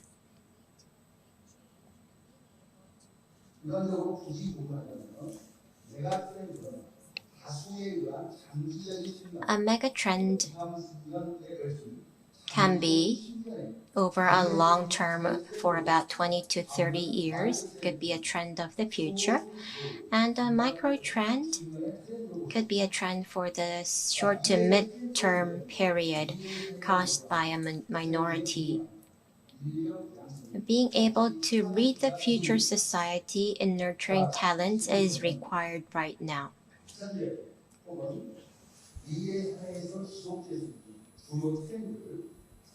Now let's take a look at the key trends that could continue in the present and future and narrow our scope down to nurturing manpower. They say the 20th century is a qualitative expansion, but going forward, it would be a qualitative expansion. And it's a combination of slow and globalization, which is globalization. These all imply the contracted society. And it's a new growth frame to understand the low interest and low growth society. In the past, with expansion, nurturing new talents was very important, but in the future, we need to nurture talents who can read the future, so there's a change required. Next is about the advent of a super uncertain society. So we are entering the hyper uncertain era quickly. The method to survival is nurturing the talents capable of responding and adjusting to the hyper uncertainty era. Next, let's talk about the pace of change, how fast it is. Let me read this out. A person who went to sleep in year 1000 must be able to adjust when he wakes up in year 1100, and he can make adjustments when he wakes up in 1500 and year 1600. But a person who slept in 1900 cannot adjust to year 2000. So Klaus Schwab, president of the World Economic Forum, said we need to die or adapt, and Trend Korea 2021 said what matters is not the direction of change but the pace of change.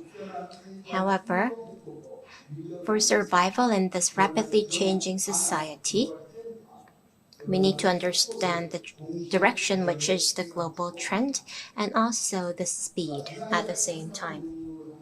The fastest animal on the planet is a cheetah. Cheetah runs at 100 kilometers per hour.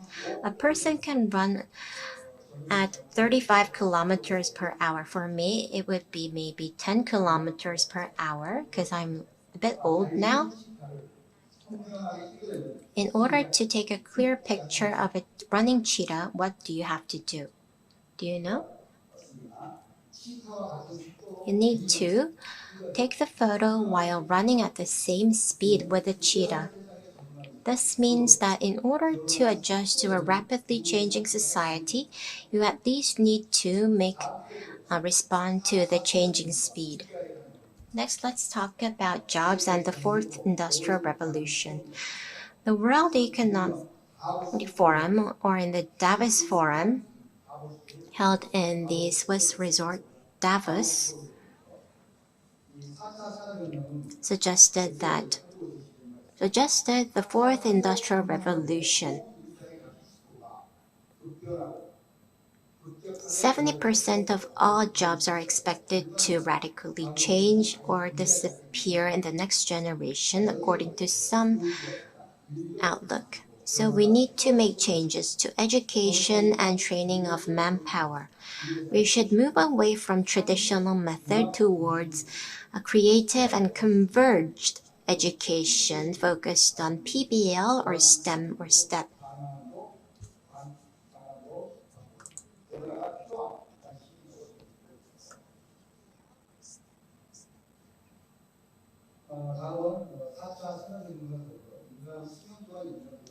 We are also seeing the increase of life expectancy. People say that we are living in a centenarian century, so if you're not healthy in this era, you would be very unhappy. Other than this, what is required is the educational revolution. The life cycle of a piece of knowledge is becoming shorter. So not the amount of knowledge, but the capability to continue learning is what matters in an organization or a business or for an individual. During the course of your lifetime, you need to continuously acquire new knowledge and capabilities. And this should be the future direction in nurturing manpower. We need lifelong education based on creativity or a lifelong education system. Next is about the advent of a data-focused society. As mentioned, Alvin Toffler said that the human society will move away from manufacturing toward knowledge and data-centered society very rapidly. And Yuval Harari, he once visited Korea. Harari said that in the future, data will dominate our lives.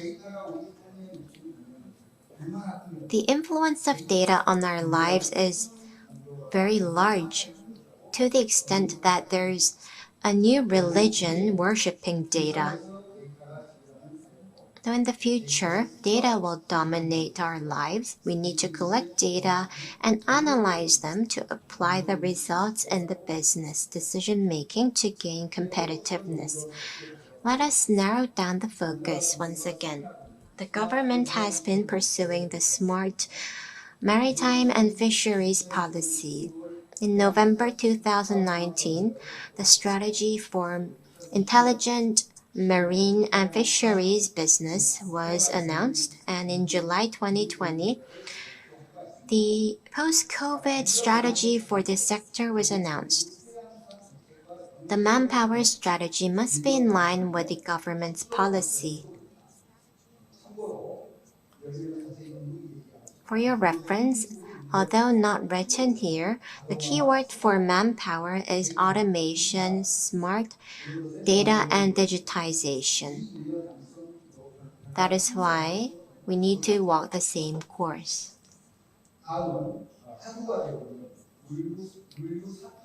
Next, let's talk about the concept of Logistics 4.0. According to the Hyundai Economic Research Institute, Logistics 4.0 covers usually big data, AI, blockchain, robots, autonomous vehicles, and other cutting-edge ICT. Manpower for logistics must be equipped with digital skills and capabilities. Let's move on to the issue of smart logistics, which is not very different from Logistics 4.0. According to a research in 2019, ICT sensor information control technology must be used to ensure efficiency, flexibility, and sustainability. China has been focusing on efficiency, and Amazon has been utilizing robots. So efficiency, flexibility, and sustainability must be improved with digital skills or capabilities. Let's talk about the digital trend in container shipping, e-platform and IoT, blockchain, cybersecurity, and robots. From development to manufacturing, sales, dissemination, and experience of a goods or service, we need to digitize each value chain. This is about Education 4.0. The global pandemic has triggered a new approach to education.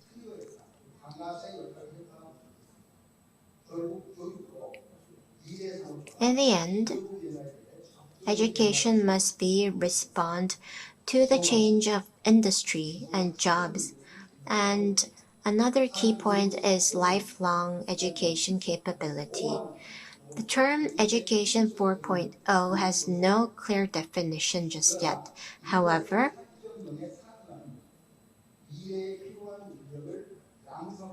it's a key concept, nurturing the talents needed for the future to respond to Industry 4.0. Education services and curriculum must be adjusted to meet the changes of the future, and especially ICT and the subsequent network resource utilization must be a part of this education. Education 4.0 is a method of nurturing talents responding to Industry 4.0 or life expectancy 4.0. We need smart classrooms and tools. And along with face-to-face education, online education will be as important.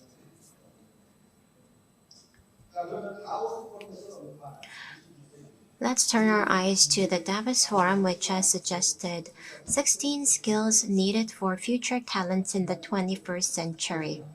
In summary, it's basic qualities, capabilities, and characteristics. In detail, let's take a look at the keywords. Computer literacy, ICT literacy, financial literacy, and the qualities as a cultural citizen, and critical thinking, problem solving, creativity, and communication. And this was suggested by PwC, a consulting firm. They emphasized the importance of STEM education, a convergence-based education that transcends the boundaries of disciplines. It also highlights the importance of creativity and flexibility, the softer skills, and Microsoft proposed the importance of digital proficiency. Based on what I have mentioned, let's talk about the manpower required in the future logistics and shipping sector. In the future, there would be a polarization between the people who can control new digital and logistics technology and those who can't, those who are familiar with IT and those who are not, those who adjust to change and those who draw back. Education will contribute to overcoming the polarization.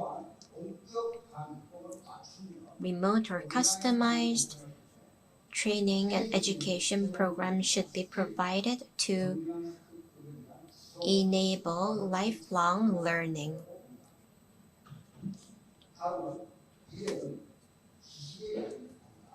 In the future, not the amount of knowledge, but being able to learn continuously throughout your lifetime will determine the competitiveness. As a result, based on global trends, and we will see the shaping of this future and what do we need to do to become a talent of the future. Basically, based on uh, computing skills, you need to be able to have creativity, meaning that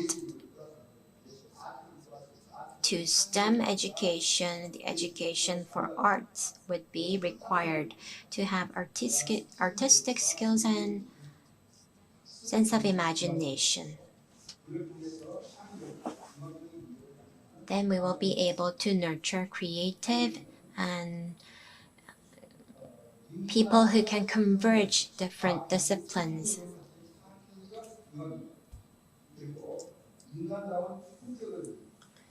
So those would be people who are capable of the STEAM education, creative and convergence based, and with good character. The key word here is creativity and imagination. There are a lot of problems in the society, so we need to focus our education on problem-solving capabilities. Future will be determined not by technology but us, the people. So our method for nurturing talents must be focused on adjustment to the future, and we need the insight to be able to read the future and predict the future. And we need to collapse the boundaries between discipline and go beyond STEM to converge to have your own specialized area. And the discipline of arts must be also added here. This was just the big picture, but I hope there's another opportunity to introduce the details to contribute to a curriculum for future talent generation. Thank you for listening. Thank you. 여러분 뜨거운 박수 부탁드립니다. Thank you. Please give him another big round of applause. He presented on the manpower for smart maritime shipping and logistics. Professor Kim, thank you for the very last presentation of today. So this concludes the session 3 of today. So thank you for staying with us for long hours. We are supposed to have like Q&A, but now like a 30 minutes has passed, so we're behind the schedule, so we will not have any Q&A session. And some people asked about the online brochures or the books, and we will put the program books online, and we will send you the link to the program book file. So this concludes the today's program. And thank you for sharing your ideas and participating in many insightful presentations. And it was great that we could share a lot with the social distancing and by having this online and offline, like a hybrid conference today. So once again, I'd like to thank all the participants. And this concludes the International Conference of Shipping and Logistics 2020. Thank you. I am Park Eun-kyung. Thank you very much.